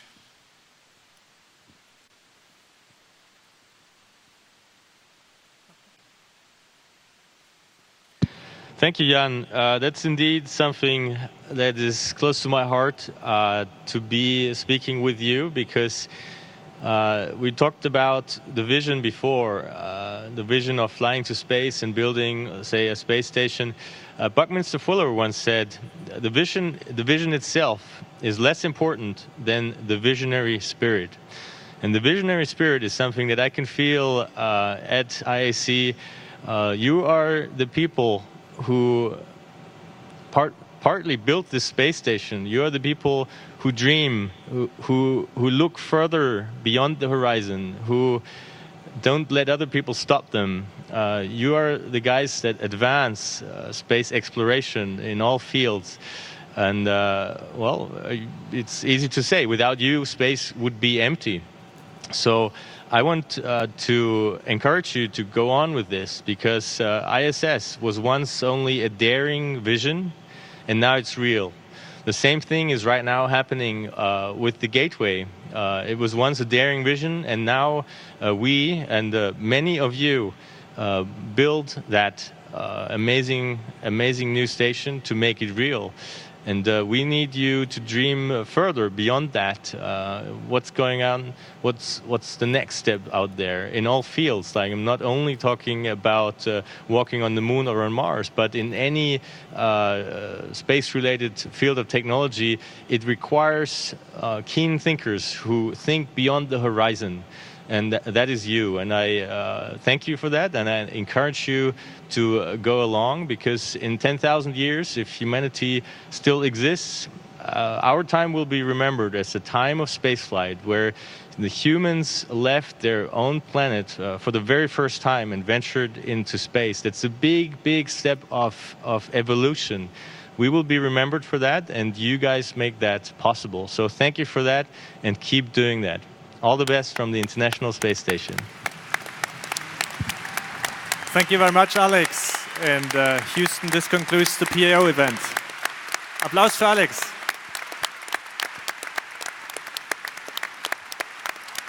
Station, this is Houston ACR. That concludes the event. Thank you to Alex, the European Space Agency, and all our participants. Station, we are now resuming operational audio Well, what an communication. amazing thing to experience. But I'd like to have a big round of applause for all our panelists here, but especially our young panelists. It's brave coming up here. Für euch der Applaus. Für euch beide. Ich bringe euch wieder runter, euch beide, ja? Ihr kommt mit mir, ne? Komm, wir gehen hier Thank runter. you. Okay? Du auch? Thank you. So, Jan, wo sind deine Eltern? Siehst du die schon? Ja, kannst du alleine oder muss ich dich bringen? Okay, danke schön. Reinhold. Danke.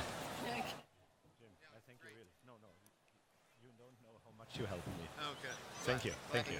Okay. Yes. Thank you. Oh. So, that was definitely a highlight of today, but there's lots more to come. I'd like to invite Reinhold Idwald up onto the stage here to get the next section of proceedings. Thank you very much. Hello.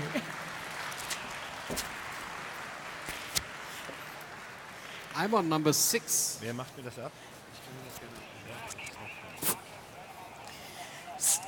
Yes, Maggie, thanks for calling me up. My name is Reinhold Ewald. I'm a European astronaut, and as you can judge from my Rhinish language with a German passport, so I'm a colleague actually of our youngster here. Nice fit, the suit. Huh? So, and what we are going to do is to do a joint session of the International Astronautical Federation and the Association of Space Explorers. Association of Space Explorers, it's what it sounds like. It's the worldwide association of all the people who have once orbited Earth. Thank you. Actually, I just want to say that we are actually having another link up with the International Space Station at 4:10. So if you want to see the International Space Station again, please keep your seats, and we'll be linking up again at 4:10. Yeah, and it will be thrilling because we will watch the handover of command ceremony. Alex already mentioned it. He will become commander of the International Space Station as of today. And that is a ceremony where the world is invited to watch so that it's clear who is in command of the station. And that will be a task that he will be fulfilling until he is leaving the space station on 6th of December. And from my understanding, this is the first time that someone from Germany has had that role. Is that the case? Call it European. It's the second time that we have a European commander. The first commander, Frank de Winne, took command back in 2000 and, I didn't look it up, 8, I think. 9, yeah, after Columbus arrived, so it must be later. It must be something. Okay, but it's a rare occasion that we have a European commander, and we are very proud that this honors our partnership in the International Space Station. But until we see that, I think the Association of Space Explorers is well presented with a couple of astronauts over here. And we would like to ask a couple of them to come and please come up on the stage. Stand ready for questions. So these are the people like you who have been up there and experienced life in space. And we are opening up questions to the forum. If you can go on the IAC app, you can actually post your questions and ask the astronauts any questions that you desire. So please go on the app, ask your questions, and let's invite those astronauts up onto the stage. Yes, I hope that we will open the question section. And up to then, we have quite a number of astronauts. Maggie, go ahead and call them from the audience. Yes. So we have Matthias, who is already up here, due to go into space soon, and I'll speak to you about that in a second. I've got Pamela Malroy, if she'd like to come up. Pam Malroy, shuttle commander, experienced astronaut of NASA, and now sharing her experience in the spaceflight world. Thank you. Next, I have Ernst Messerschmidt. Ernst Messerschmidt. He flew back in '85 on the very first German Space Lab mission, D1, and after that he became a professor for astronautics and space station in Stuttgart, and he's still with the students. He's still engaged with the students. Where's Ernst? Couldn't come. So it must not be spaceflight, but the Deutsche Bahn. Next, I have... Sorry. Next, I have Koichi Wakataya. It's Koichi Wakata. Koichi has the same experience as Alex being on space station. Welcome from Japan, Koichi. Thank you. Please join our panel. Lovely to meet you. Have a seat. So then I've got Michael Lopez. Michael Lopez-Alegria, also perfect. A NASA astronaut with experience in, did you still count the space vehicles you have been in? Soyuz, Shuttle, ISS, Mir Station, name them. And very familiar because he has taken part in a lot of international flights. And then I also have Thomas Reiter. I don't think I need to introduce Thomas Reiter here in the north. I mean, he's almost the born astronaut for that region. Space City Bremen. Thank you. And Thomas is the representative. Hi, Thomas. With 2 flights, 2 long-term flights, one on the Mir Space Station and one on the International Space Station. Who has forgotten that? So I'd like to start with you, Matthias. Just talking about, to me, space is all about the power of dreams.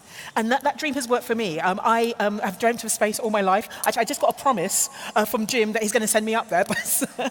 Okay. But I've dreamt of space all my life. I became a space scientist rather than becoming an astronaut. But you're becoming an astronaut almost against the odds.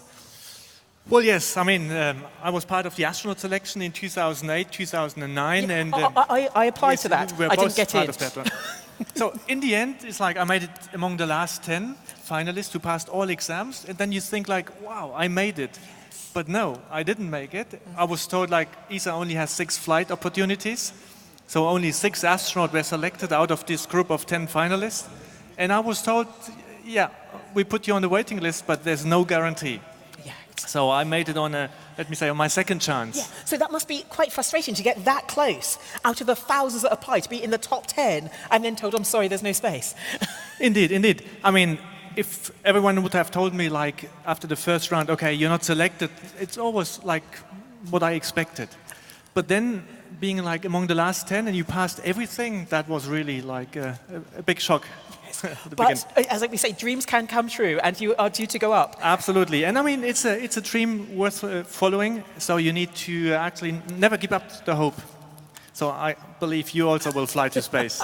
It's more of a retirement plan for me, but yes, I do want to get out there. We have the space elevators soon. Space elevators, hope, yes, yeah. And with commercial space as well, there are opportunities coming.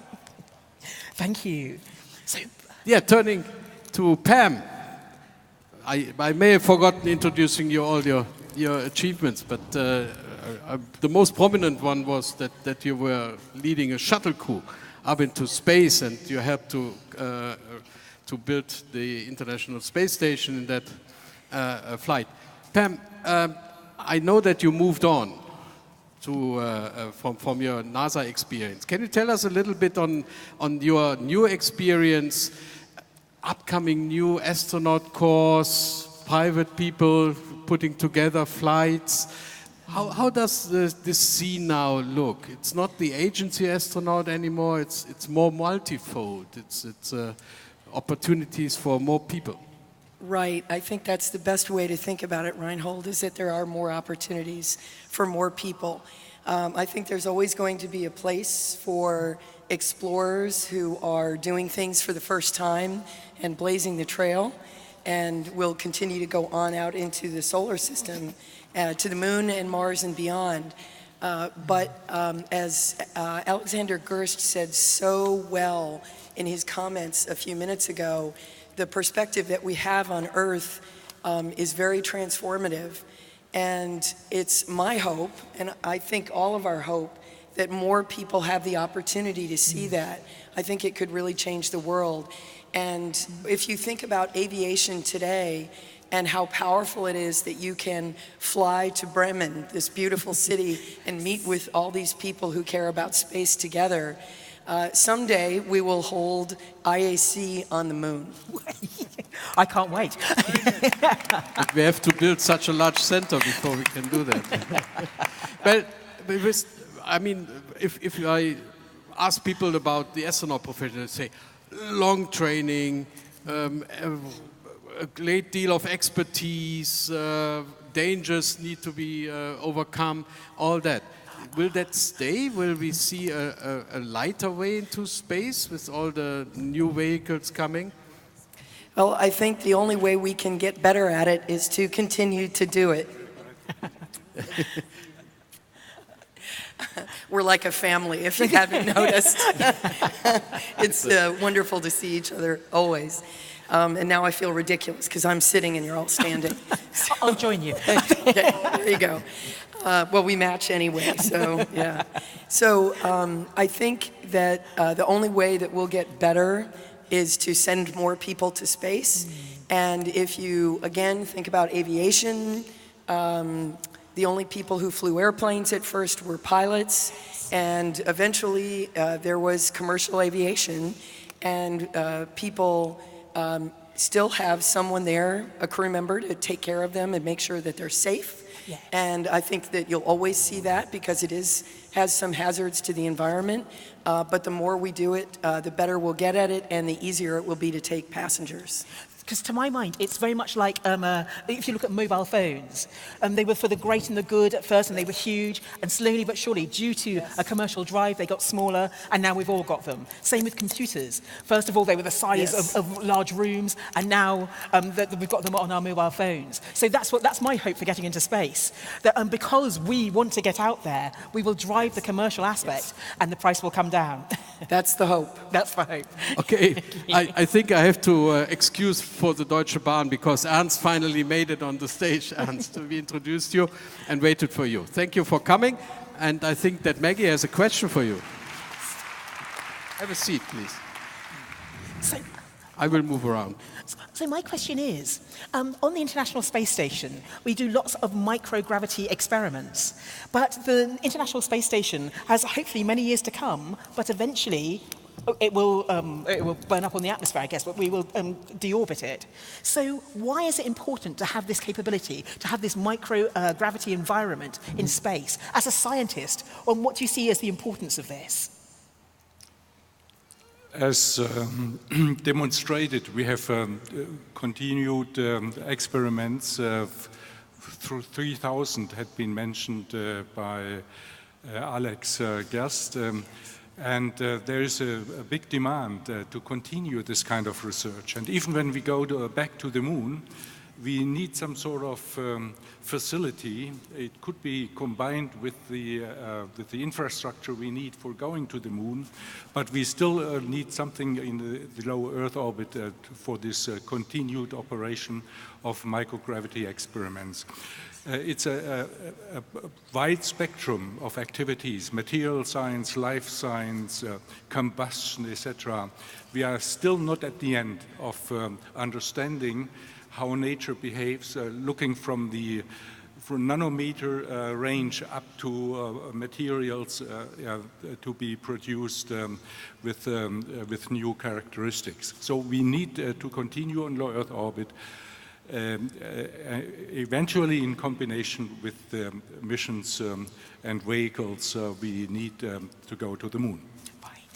That's a special message for Bremen because Ernst, you, almost all of us have been to numerous tests over here, from the Space Lab time, you can still tell, to Columbus that was integrated over here. So how much is the drive that you see in the moment to continue this kind of microgravity science? Is it enough, or do we need to do more advertising and advocacy? I think it is okay as it is right now. Eventually we can reduce it as long as we know that there is a continuous effort to use this microgravity environment in the future. But of course, when the ISS comes to an end, the question is who takes care of it? Which agency is primarily geared towards still continuing in low Earth orbit these activities? At this moment, at least, I don't see a caretaker of this. Thank you. Koichi, thank you for joining us, coming all the way. I'm honored to be here. Yeah. When was the last time the IAC was in Japan? That was in 2005, I believe. It was a long time ago. Yes. So probably we see another one in it's about a couple time, of years. Which shows that Japan, just like Europe, is a very active partner in the International Space Station.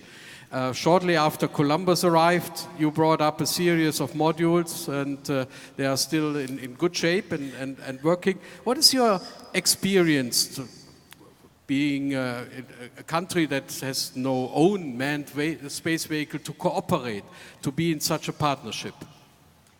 I think it's wonderful that each country has its own strength, and I think we can make up for each other by working on the International Space Program. For Japan, we have a launching capability for satellites, but we don't have a human launching capability yet. But working in this ISS program together with Americans and Russians, and we are able to launch our own astronauts to the space station. And at the same time, we're contributing by providing a laboratory and also the HTV, the logistics cargo vehicle. So we can share the benefit by cooperating in this, even though if you do not have a certain capability in this program. So that's the goal of the international space exploration. And in practice, how do your astronauts do that? How long times do they spend in Houston? How long do they spend in Russia learning for the Soyuz? What is the flow now? Yeah, we spend about 2 years to 2.5 years before you fly on a space flight mission after you're assigned to a specific flight. It depends on which vehicle you are launching on. When I launched the space station on the space shuttle, we spend more time in Houston, but with the Russian capsule launching, we spend more time in Russia. So within 2 years or 2.5 years, primarily we spend many training sessions in Houston, Cologne in Germany, Moscow in Russia, and Montreal, Canada, and also Tsukuba, Japan. So we are traveling constantly throughout these 2.5 years. So I think when we launched the space station, I was kind of relieved because I was able to stay in one place for 6 months. And your wife knew where you were. Yeah? Exactly. That's an old joke. I'm sorry. Actually, well, we have a question coming in from the audience, directed to you, and it is: how do you feel about the first space tourist, and not an astronaut, will be the first person to fly around the moon? How do you feel about that? Yeah, that's a good question. I wish I could have been the person to fly around the moon, but that's a very good question. I think it's really wonderful because people are so much interested in going to space, and it doesn't matter whether it's a professional astronaut or a private astronaut. As Alex Gress said, it's important that many more people on the planet will be able to have a chance to fly in space. So I am glad that so many people are interested in flying space. And it's exciting to see that the first tourists from Japan will be going around the moon. Thank you. Now, one of the questions I want to ask, one of the topics we've been discussing here this afternoon is all about space safety. And it was reported sort of quite widely in the news about the Soyuz leak. How do we go about investigating that, and how scary is that when you're up on the International Space Station or something? How do we overcome these sort of challenges? Space is dangerous. Well, I'll make an attempt to answer that question. Space is can be very scary. It's a very unforgiving environment. Of course, I probably don't need to say it, but there's a virtual vacuum. It's very cold at night, very hot during the day. Your blood would boil, et cetera, et cetera. So, we've seen the movies. So when we're on board, of course, we rely on the teams all over the world, at least through the partnerships that constitute the ISS, to have gone through a lot of processes, and that includes a lot of meetings, a lot of tests, and a lot of analysis to make sure that we're in as safe an environment as possible. I've been fairly lucky that I've never had an event scary as a real leak on orbit, but as Alexander Gerst mentioned, we certainly practice for that eventuality. And they, in fact, had a leak. Apparently it was fairly minor, so much that the mission control team decided not even to wake them up. It happened in the middle of the night, at least it was detected. But when they did, they began isolating the modules to pinpoint from which module the pressure was continuing to decrease.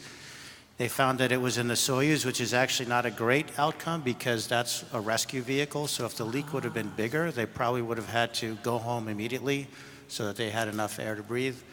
In this case, it's fairly small leak such that they were able to put their thumb over it and fix it. That's a happy ending. Any actual news whether they would do an EVA for that? I heard that this is in the planning. Would it make sense to go out and look from the outside?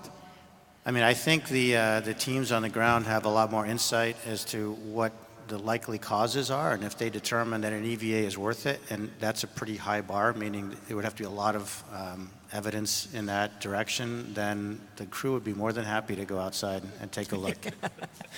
Actually, that brings me to my next question from the audience, which is from Leona Castello, and she's 5 years old, and she says, I love jumping. Is it fun to jump in space as well? May I take this? Dear Leona, not at all. No? If you jump, you put so much energy into your body that you end up at the ceiling with an amount of energy and you have to brake. Either you grab your colleague or you grab some stuff that is hanging on the wall or you bump into the wall and you get a blue stain. Don't jump in space. Just move your little toe and you float up easily to the ceiling and you tap with your finger and you float down. Newton's laws work. You are 5 years old. I mean, Newton's laws are not of any relevance. You don't know them yet. But I tell you as a physicist, this is the most amazing thing. Who wants to take it? Number 8.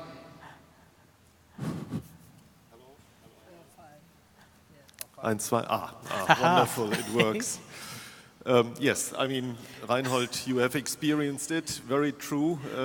When you jump, do it very, very gently and experience really to explore the third dimension without any technical help. I mean, here we explore the third dimension using airplanes or balloons, but there you can do it without any help, and it's fascinating. If you imagine we would have weightlessness in this room, I tell you, ladies and gentlemen, you really would have fun. Can we arrange that for the next IAC? Well, actually, can I please. add, like, the jumping is an important topic. We talked about returning to the moon, and actually on the moon we will also need to make sport. And so our medical folks are talking about jumping exercises. Ooh. So imagine on the moon you could jump, and they're estimating that you could jump up to 6 meters high. So that's very interesting, and we will see. Maybe you see like jumping astronauts on the moon. The Olympics takes on a whole new dimension. Olympics on the moon, that's what we're aiming for. But actually, talking about jumping and being in space, people perform EVAs, extravehicular activities, and so I suppose being outside the spacecraft must be a very, very different experience. But under what sort of circumstances, we've mentioned a few here, but under what sorts of circumstances are they performed? Well, I had the pleasure to do a few EVAs with the Russian spacesuit, with the American spacesuit called EMU. And I think, Mike, you actually were also the first one to test the SAFER, right? So Mike should give us a little bit insight in this system that you would use in case really your connection to the station would be cut and you would float away. Yes. Now, for the preparation of the EVA, you need to consider the following. Of course, being able to go out is definitely something great. Working inside the station is fantastic. You have a beautiful view, but when you go out, it's definitely not only a small step, it's from the perception a big step. The second point is, it's not that you sit around for breakfast and say, hey, do we want to go out this afternoon? No, it takes quite a long time to prepare. The whole station has to be configured, and your equipment has to be configured. The suit needs to be maintained in order to work, and you need to do that very, very carefully, because as you heard, I mean, it's a very dangerous environment. Now, on the day when you go out, you also have to prepare your own body, because the pressure on board the station is about the same pressure here as on sea level, about 1,000 hectopascal, plus minus a little bit, it varies. but the components of the atmosphere are also the same. So it's about 78% of nitrogen, but when we go into the suits, we would drop the pressure to approximately 1/3 and pure oxygen atmosphere. So in order to prevent any decompression sicknesses, those of you who do scuba diving might be familiar with that.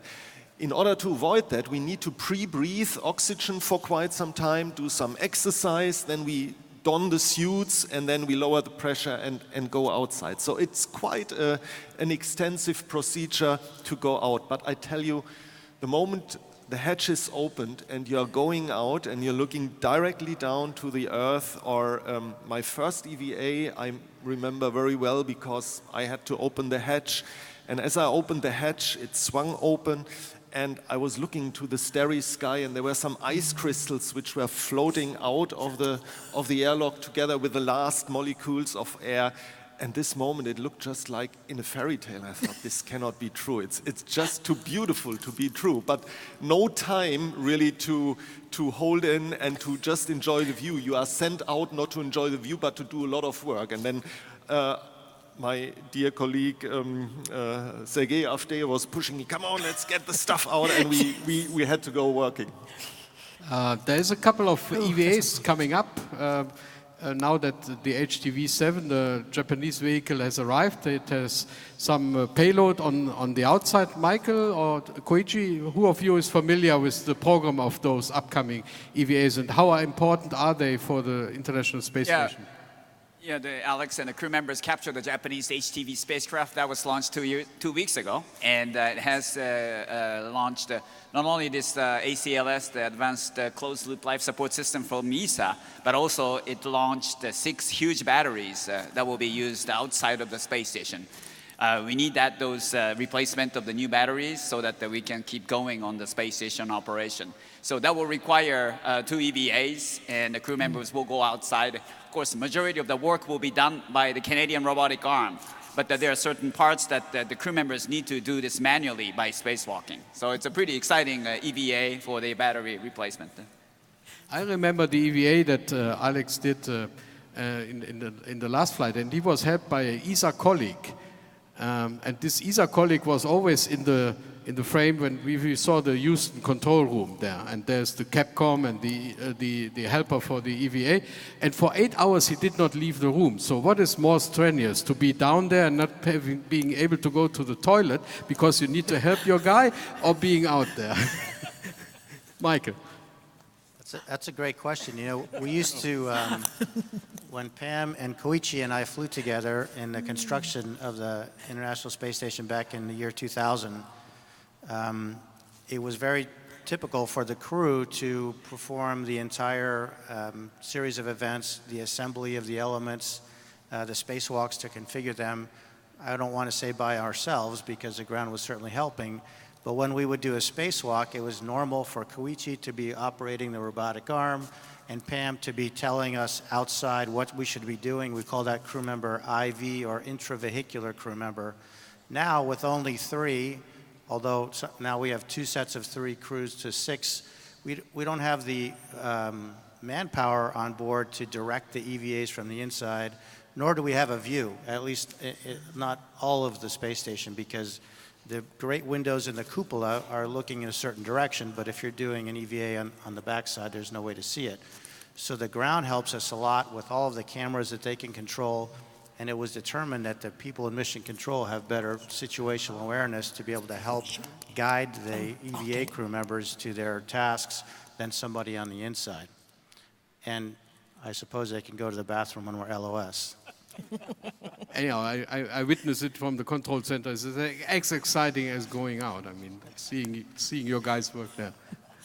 Maggie. So Pamela, I've got a question from the audience, from Anonymous. It says, Pamela, do you agree that being a woman makes it harder to become an astronaut? Well, I think the problem actually that we have is that in order to be an astronaut, you have to study one of the science, technology, engineering, and maths fields. And the problem that we have is, for some reason, many girls don't choose that as their course of study. And that is the first step, and it's very important. I like to tell people you can have any job in the world if you study a STEM degree, but there are many jobs that you can't have if you choose a different degree. So it's practical to pick a STEM degree, even if you choose to do something in a different discipline. I think that's part of the problem is what we call pipeline. Yes. So there's not enough women who yet, although the numbers are growing. So that's good. That's good. Yeah, we have, it's a very similar problem in the UK. I spend a lot of my time going to try and encourage girls, but they go into some subjects, but some of the physics, the chemistry, the sort of computing, they're not so keen on. But it's showing them what a wonderful, I have a degree in physics and a PhD in mechanical engineering, and I love it. Yeah, I think to me, the point I try to make is it's really fun to solve problems, and girls like that just as much as boys do. Yes. And so if you can see that it's about solving problems, I think that's really helpful. And it's a wonderful space, is very inspiring for that. Great. Thank you. I don't qualify, I know. Sorry. This discipline, but we have two young professionals in the audience, and we do it old style question by taking a microphone. Can we have the light on the microphones? And one of them, Lily Bullinger, she's working in the ESOC on mathematical problems, and Praskovia Milova. They both qualified to be supported actually by the Association of Space Explorers to participate in this conference. And I'm pretty sure you have a good question to the panel. Lily, go ahead. Hi, it's a great honor to be able to speak to you. Thank you. Coming from the AI sector, I'm curious to know, from your perspective as astronauts, where would you love to see AI to be developed and established? Artificial intelligence? Well, speaking personally, we spent a lot of time on ISS when we were going to do an experiment or a maintenance procedure looking for the tools. It would be great if we could teach a robot to, first of all, remember where the tools were when we put them away last, and second, to put them, help us put them in a logical place, to learn sort of the best place to put the tool, have it be like another person on board whose only job was to worry about tool control. I could do with one of those at home. You want to mention Simon? Well, Simon is one approach. Alex has currently artificial intelligence on board, but I mean, once we fly to Mars, and astronauts walking on Mars, and they find two stones, and then they would call Houston, say like, Houston, is the left stone the good one that I shall bring back, or the right one? And this question will then take 20 minutes until Houston actually hears this question, 20 minutes again for the answer. So you're standing 40 minutes on the surface of Mars doing nothing. So once we're there, we definitely need artificial intelligence, so the astronauts need some support to be the best geologists, the best scientists once we walk on Mars. Matthias, I just want to add to that. I think that's the exact application. What we need to have is rovers that go all over the surface of Mars that have had artificial intelligence training here on Earth looking at geological features. And so when they see things, they say, oh, wait, that looks different. That's not what we expect. And then that tells the astronaut that you need to go that place. Otherwise, you can't cover the whole surface of Mars. So, but if you have artificial intelligence that tells you where to look, where the interesting things are, I think that will help a lot. Thomas? Yes, there was a very interesting question a little bit before to Alex, actually, which kind of technologies that we might see in science fiction movies are conceivable to be implemented in the near future. Now, I remember one of the common, or let's say commonalities between various science fiction movies is the way how you interact with this complex machine. And I think Alex called that correctly, a very complex machine. So the way how we are interacting today is with laptops, and we look at the screens, and in these science fiction movies we see voice interaction, so voice recognition, that the onboard computer can exchange with the crew in a more efficient way than just by a computer screen. And you might all know that this year we are celebrating 50th anniversary of the famous movie 2001 Space Odyssey. Who doesn't like it? I tell you, Absolutely. I'm a hell fan. We all could imagine how artificial intelligence could help to support the system. Now in this specific movie, it didn't really was very healthy for the humans. But if I remember the time when the station was built up, when the first modules were put together, and the crews were reporting that they got very ambiguous indications of failures because all the specialists on ground and the crew had to understand how the systems interact. And I think that is a very interesting application among speech recognition. That would be a very interesting application for artificial intelligence. And learning exercises. Lily, that answers your question? Oh, yes. Thank you very much. I will do my best. Thank you for working on that.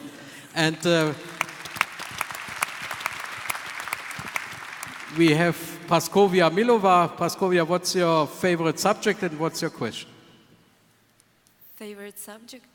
So, well, as a researcher, I would like to ask, what was your favorite experiment that you performed on ISS or in space?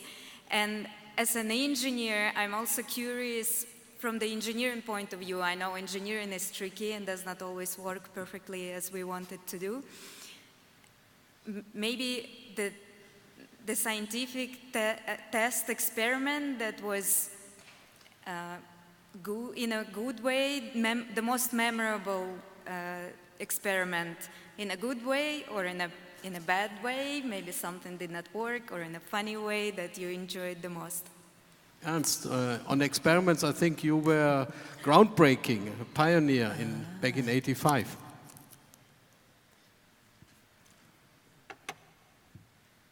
Yes, this was the early days of doing experiments in the microgravity environment. And the philosophy was a bit different compared to today. We had to dig deep into the electronics sometimes to rescue an experiment, or we had to glue pieces together in order to save a liquid science experiment. Now the hardware is more ready to operate, and in case there is a malfunction, there is sufficient time to repair it. Whereas we had only 1 week, 72 experiments in 1 week. So we had been put on a very big stress. We didn't want to look at the faces of the professors down on ground. We had been their enablers. And behind each professor there had been 2 assistants wanting to pass a PhD study. So we knew that we had to be successful. And that's why, for example, we worked, I flew with Challenger, by the way, with the last happy landing. We worked up to 16, 18 hours just to do our job. And but it still was rewarding to look at the happy faces afterwards. Yes. But you did this time experiment. You actually became younger, is that true? Yes, I was probably, I want to hear about this. I was probably one of the first to recognize what changed. I did some experiments. I worked in CERN in Geneva, so I was familiar with the general theory of relativity. And I worked out that there are 2 phenomena. One is the speed you have circling around Earth, and the other one is the general relativity in a different potential. So the sum of both effects, they have different signs, plus and minus, is very positive. So the second is a bit longer in space compared to the ground. Yes. And we measured this exactly.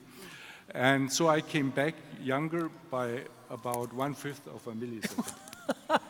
Yes. But sorry, no one realized. Yeah, I was hoping for a bit more. And now we are flying experiments like ACES. ACES is the clock ensemble in space that is measuring with unknown precision the relativistic effects, and without that, probably most of you would have failed to come here using GPS and Galileo, because this heavily depends on things. So experiments in space may carry their value a couple of 10, 20, 30 years later. That is actually the case. But still, the favorite or non-favorite experiment? Now put it on the table. Koichi, your non-favorite experiment. Not favorite. Non-favorite. That's a good question. Most of the experiments or any of the activities that we do on board the space station or space shuttle, it was very enjoyable. And well, I would say if you have to repeat the same experiment over and over, it doesn't matter whether it's an experiment or it's even the food. Even if the food is so good, even if the experiment is so exciting, if you have to repeat the same thing many times, that could be a little bit boring to me. But other than that, all the experiments I was able to conduct, it was so enjoyable. You have to say that. I don't want to ask Thomas about T8. T8? Now you have to say more. Well, okay. First of all, I fully concur to what Koichi said. You know, you have the possibility, each of us has some kind of different background, and you know, some of us are engineers, so maybe the physics and material science are a little bit closer, others are from area of biology and medicine, and they are a little bit closer to that. But in our function as astronauts, we need to do the whole spectrum, so it would be not good to say, well, I prefer this kind or that kind, not yet. However, I can say, yes, there are some kind of experiments which do not work as planned, and the one you mentioned that was on my first mission to the Mir station was prepared in a way that it was extremely difficult for us to conduct it. It took much more time than it was planned, and then it gets really difficult. And the moment I tell you, when you look on Monday morning on your weekly schedule and see this experiment, you already get a little bit wet hands, because you know, oh Jesus Christ, this will not be possible in the given time of 45 minutes to do it, and how can we arrange everything else around it? We still managed, but that was not so much fun. Okay, I saw a question vanishing actually here, Ernst, and you have the microphone. That is going out of your operational experience with space flight and becoming a teacher, and you have been a good experience or good example for that. What do you tell the students? What is the added value that an astronaut teacher can give to students? After my space flight, I was happy to get a chair at the Stuttgart University. By the way, he's my follower. That's why I asked the question. Well, we are very lucky that we get many more who volunteer to study aerospace and geodesy at our university, so we can select the students. And so they are very eager to learn more about it. Of course, it takes a time in the engineering domain to learn all things like orbit mechanics, etc., which is very interesting for those who like the STEM topics, science, engineering, mathematics, etc. And the problem sometimes is that since we are very innovative in some areas, life support systems, for example, or materials, smart materials, etc., so we lose most of the trained aerospace engineers to the manufacturer, car manufacturers, especially where I am from, in Stuttgart. We have Mercedes, we have Audi, we have Porsche, yes. So they are dragged into those kind of business, but still the best people we get for space. But they have to be mobile. That's a problem once you vote for being close to the ISS type of technologies, etc. You have to be mobile. So you cannot stay in Stuttgart, for example. You have to go to Bremen or some other place. To the United States, you have to train with the astronauts in order to be ready to follow an experiment and steer it from the ground. Now, we've got a bit of time, so I'm going to ask another question from the audience, and this one is for you, Matthias. And it says, if given the chance, would your first flight be to a Chinese space station, or would you prefer the International Space Station? The choice is yours. Yes, I wish it was. So it's a very interesting question, and indeed, I'm one of the few astronauts who had the privilege to train in all the different countries. So I trained in all the partner countries of the ISS partnership, and last year I also had the chance to train in China. I was one of the 2 non-Chinese astronauts who ever trained in China. And I have to say that wherever I was, wherever I trained with colleagues, it's the same spirit. So it's, when you fly to space, it's a human being, and it doesn't really matter if you're from that country or the other country. We all follow the same dream. And in this respect, I think both chances or both opportunities would be great. I would love to fly to the International Space Station, but at the same time also to the Chinese space station. Or both would be good. Yeah, both. Both. I even repeat. So it's like, yeah.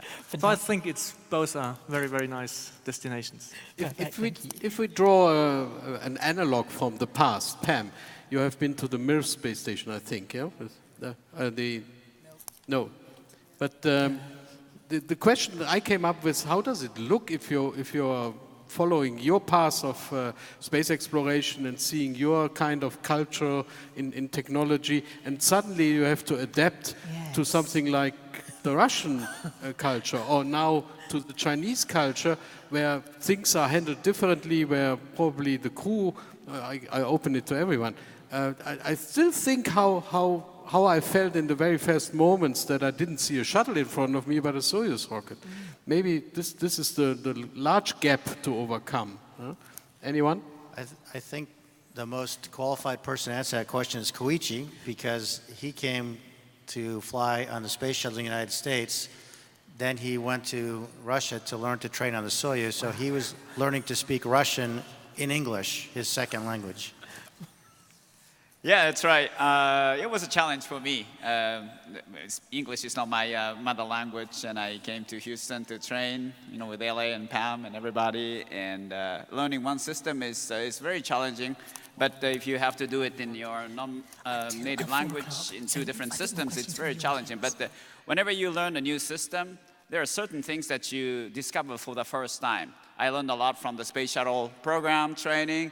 But when I went to Russia, there are certain things that I have never experienced in Houston, for example, for the shuttle program. The way they conduct the training or lectures in Russia was like as if I was in a university. It was a lecture. It's a different approach. And I think by having this cooperative experience in the different countries, and we learn more. And as a result, I think we can make more remarkable outcome, whether it is operation or the methodology for efficient training or efficient operation. So I think that's what brought us a long way in the space station program, and I think that will take us beyond low Earth orbit to the moon and back to Mars. Well, we've got 15 minutes left, so what I'm doing is we've got 15 minutes left, so I'd like to throw some questions to the audience, and as they appear on the screen, I've got a question from Christian, and it's what is currently the biggest threat to the international cooperation in space? And just throw that to all of you, please. Politicians. I thought it was going to be funding, but it's the politics. I suppose the politicians provide the funding, so... Yes. Maybe an additional thought on that. I think you have seen in the exchange we had with Alexander, and probably also here on this panel here. I mean, it's like a family. We have met since long time during training, and we are pursuing common goals, not for the benefit of any single entity, but for the benefit of humankind. And obviously, this is also one of the reasons why I think spaceflight is something special, certainly human spaceflight, because we are all doing that day to day. Now, very recently, obviously, there are discussions about commercializing space. Yes. Which I think is very important, and I really hope we get forward. But if you think about how things are then developing, once there are critical resources, limited resources, then we need to take care that we don't transform the same habits that we have here on Earth into space. So that could be something at least to be aware as we are progressing. Nevertheless, and Alex phrased it very well, you know, this is so huge and so many secrets to uncover, and it's something for all, and to do it together. Thank you. Yeah, which is exactly what the Association of Space Explorers is about. You all are members.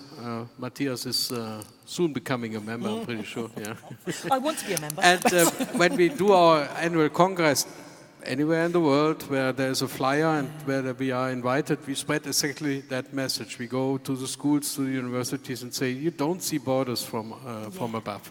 You see potential. You see how well everything is shaped on Earth, and if we distribute it in a reasonable way, then everyone has a chance to experience some luck and some good life on Earth. I must admit, as a child, because my parents moved to the UK before I was born, I was brought up in the UK as an immigrant. But space transcended all of that, and that's why it was so attractive. You forget about the borders, you forget about the countries, we're all out there together. And we so have to maintain that. It would be such a shame if it went away.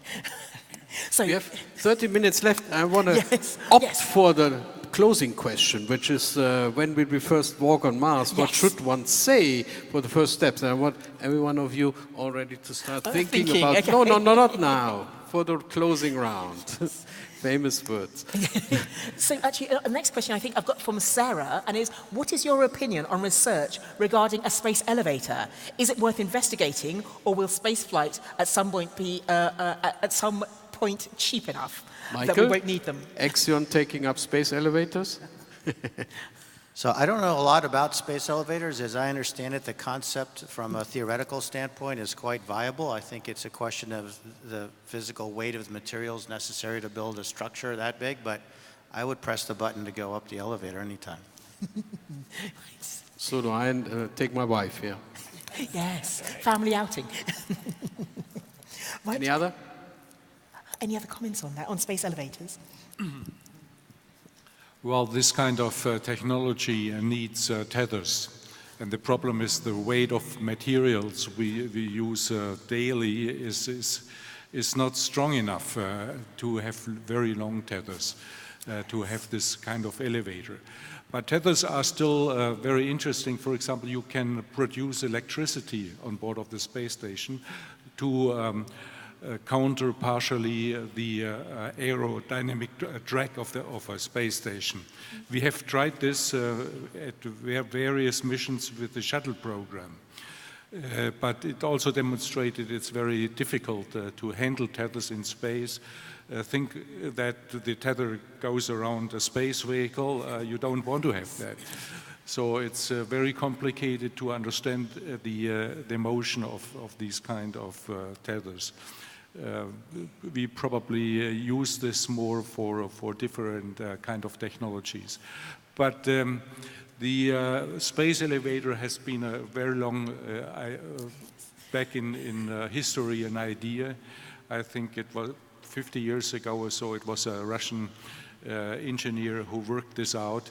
And since that time, we almost every day dream of such an access to space. It would be much easier, of course, go up and down, but physics sometimes is not benign. But so it's in science fiction rather than science fact for now. Remember what Alex said. He said warp drive has not yet been invented, but we are looking out for the elements. So if we have a strong tether, if we have some breakthrough in material science that would make some rope kind of thing thin enough and easy enough. Matthias, you're a material scientist. Yes, I mean, as a material scientist, I really would love to see that this idea become realized. Carbon nanotubes might be in the right direction, but maybe we don't need to test the space elevator on Earth, going from Earth to space, but we could test it on the moon. And on the moon, you could even use this concept, theoretically, as a kind of a slingshot to accelerate your space vehicle towards Mars. So it's a very interesting theoretical concept, and I'm always fascinated by these new ideas, so I think we should follow it, at least like not forget about this idea, about this potential. Perfect. So I've got another question from the audience, and it's from Lily, and it's how does social life work on the ISS? Do you have social time? Do you have games? Did you watch? Confess. Well, come on, yeah, guys. let me I start was by all saying- busy on I had never had leisure time. You had. Work, eh? When I was on board, we only had a crew of 3 people, so it was probably a little bit different than it is today. But we made it a tradition to have our meals, lunch and dinner, not always breakfast, but our meals, the 3 of us, we took together. And just like a family might spend in the evening talking about to each other how their day was, we would have that same kind of exchange.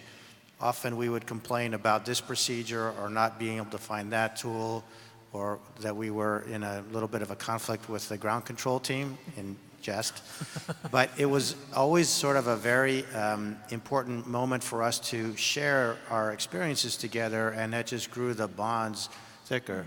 I think from a normal social time, I mean, clearly we weren't going clubbing at night or in the day.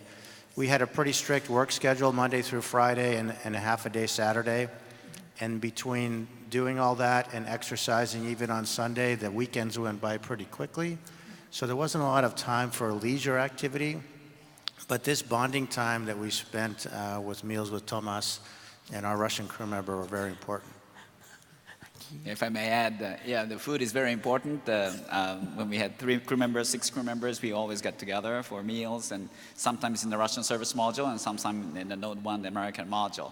And it's wonderful to bring each country's food. And actually recently when we launched this HTV-7 spacecraft, we launched some food, fresh food, oranges, and Shine mascot, that's grape. And those fresh food is very, I don't know, you miss that, because you have those freeze-dried items and then thermally stabilized food. So whenever we have a cargo ship arriving, then we will get together and eat the fresh food together. And that is very important to keep our, I think, mental health. Yes. So food is very important especially for a long-duration flight. I fully agree, and Mike has been my commander during the stay on the station for the second 3 months. And I remember usually on a Friday or Saturday evening, that was always special. We collected some of the things that, food items that we liked very much. We found in the containers during the week, and we spared that for the Friday or Saturday evening.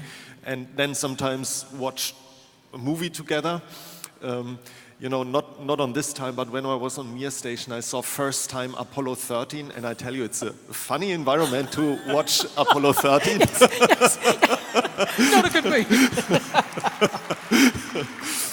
You don't want gravity, eh? And we had actually 2 special meals. There was a very famous US cook who prepared a meal for us, and I think that was really something exciting, because apart from the normal day-to-day meal, and then we had, yes, as Koichi said, there is always a special meal from the participating nation. So this is, I would say, in terms of food, the highlight, because I tell you, you do not yet go to space because of the food.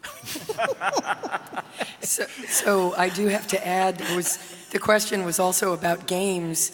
And strangely, food is actually a big part of that. The small things like the candies or the little goldfish crackers. So a favorite game in space is to shoot the food, and then you try to go as quickly as possible, and everybody has to sort of jump around and try to catch the food in their mouth.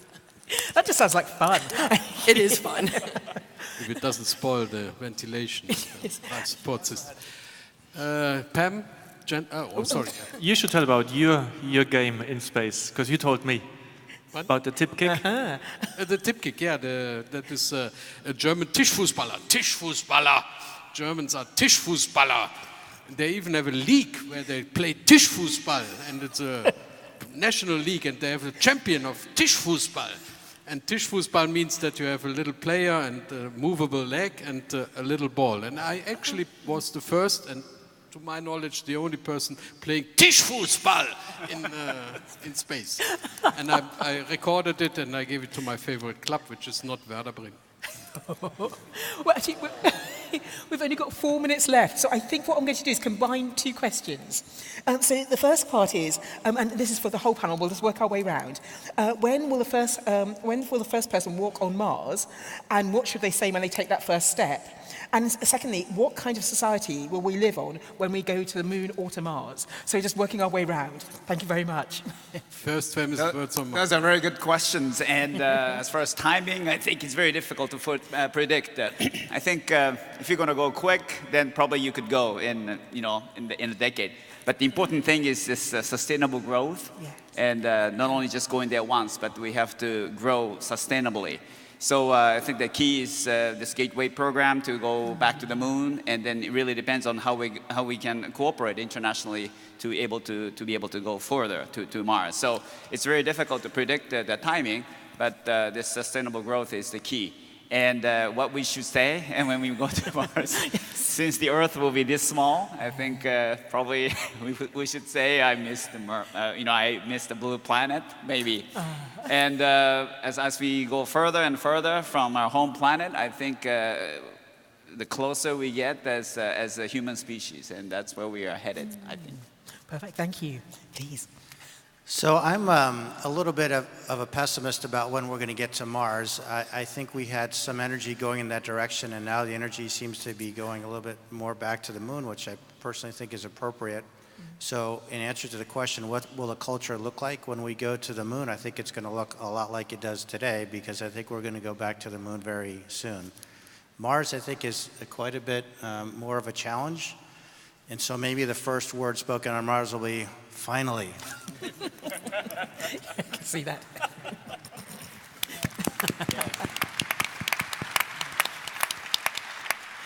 Thank you.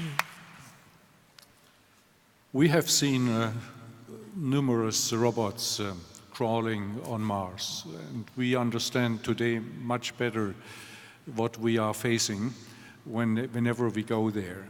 It will be very difficult to cope with the storm on Mars, so that could last for months. We probably would have to invent new means for the landings. We cannot land like the robots had been brought down to the surface of Mars. We need a more benign situation. Too much of a bump. And of course, the way back is also very relevant. And then it needs at least 2 or 3 years to go to Mars and come back. And the problem is orbit mechanics dictates that when you go there, you have to decide whether you stay probably 10 or 20 days, and then you go back. If you wait much longer, you have to stay 15 months, and then the trajectory brings you back close to Earth. So it's quite complicated, the mission planning to go to Mars, but finally, and it will be not ultimately, we go further to other celestial objects like asteroids, etc. But the big goal still is, of course, a mission to Mars. Yes, thank you. Well, I was always wondering if Neil Armstrong took a long time to think about these famous words, which really were excellent, or if that was spontaneous. I could not imagine being so spontaneous and coming up with these words. However... So you wrote a letter to him, yeah? Yes, that's a different story. No, you know, often when we are talking about do we want to go to Mars, what are we going to do there, I think it's important to do it, and it will happen earlier or later. And yes, there are some big hurdles to take technologically, but I'm sure we will make it. But we do not make it because we are looking for a new place, because we are not taking care of our own planet. So that is a very important point for me. It's fantastic to do exploration, to maybe in the far, far, far future we will spread out to other celestial bodies beyond Mars, to Europa and so forth. But we should always maintain our own planet and keep it a living place. Now, in that sense, the only thing I can now very spontaneously say, you know, the first human being there, here I am as a representative of this, of humankind, and let's do it right this time. Wise words. I like that. That's really good. But I think she should say, that's one small step for a woman, Yes, at last. one giant leap for humankind. Yes. That's great. I prefer your option. Everything is better than saying, like it would say, I'm an artificial intelligence and I came here because humans are not able to come that far. So I wiped humankind out, but yes. With regard to the society, I fully concur with Thomas. Mars should not be our plan B. Like Earth is our plan A, and it's the only plan that we have, and we need to make sure that this plan works out for all the generations that follow. Yeah. And we're running out of time, but please. I'm stuck with the last word here. I think my first words on Mars would be, give me your mobiles. Because we kind of, in a way, de-learn to estimate a personal experience. We take it through mobiles. We want to fix the moment in a somewhat artificial way. And striving to be the first, whether female or male, may spoil the whole mission. I mean, this is a mission of exploration. This has a meaning on the way to Mars, and not only to reach Mars, put the foot down and come back and say, I was the first down the ladder. So I would cash in all the mobiles, and the first photo on Mars would be a group of humans standing in front of the landing vehicle, and no one will ever be able to tell who was first, second, and things like that. I like that, yes. That's great. Would be a great selfie. Yes.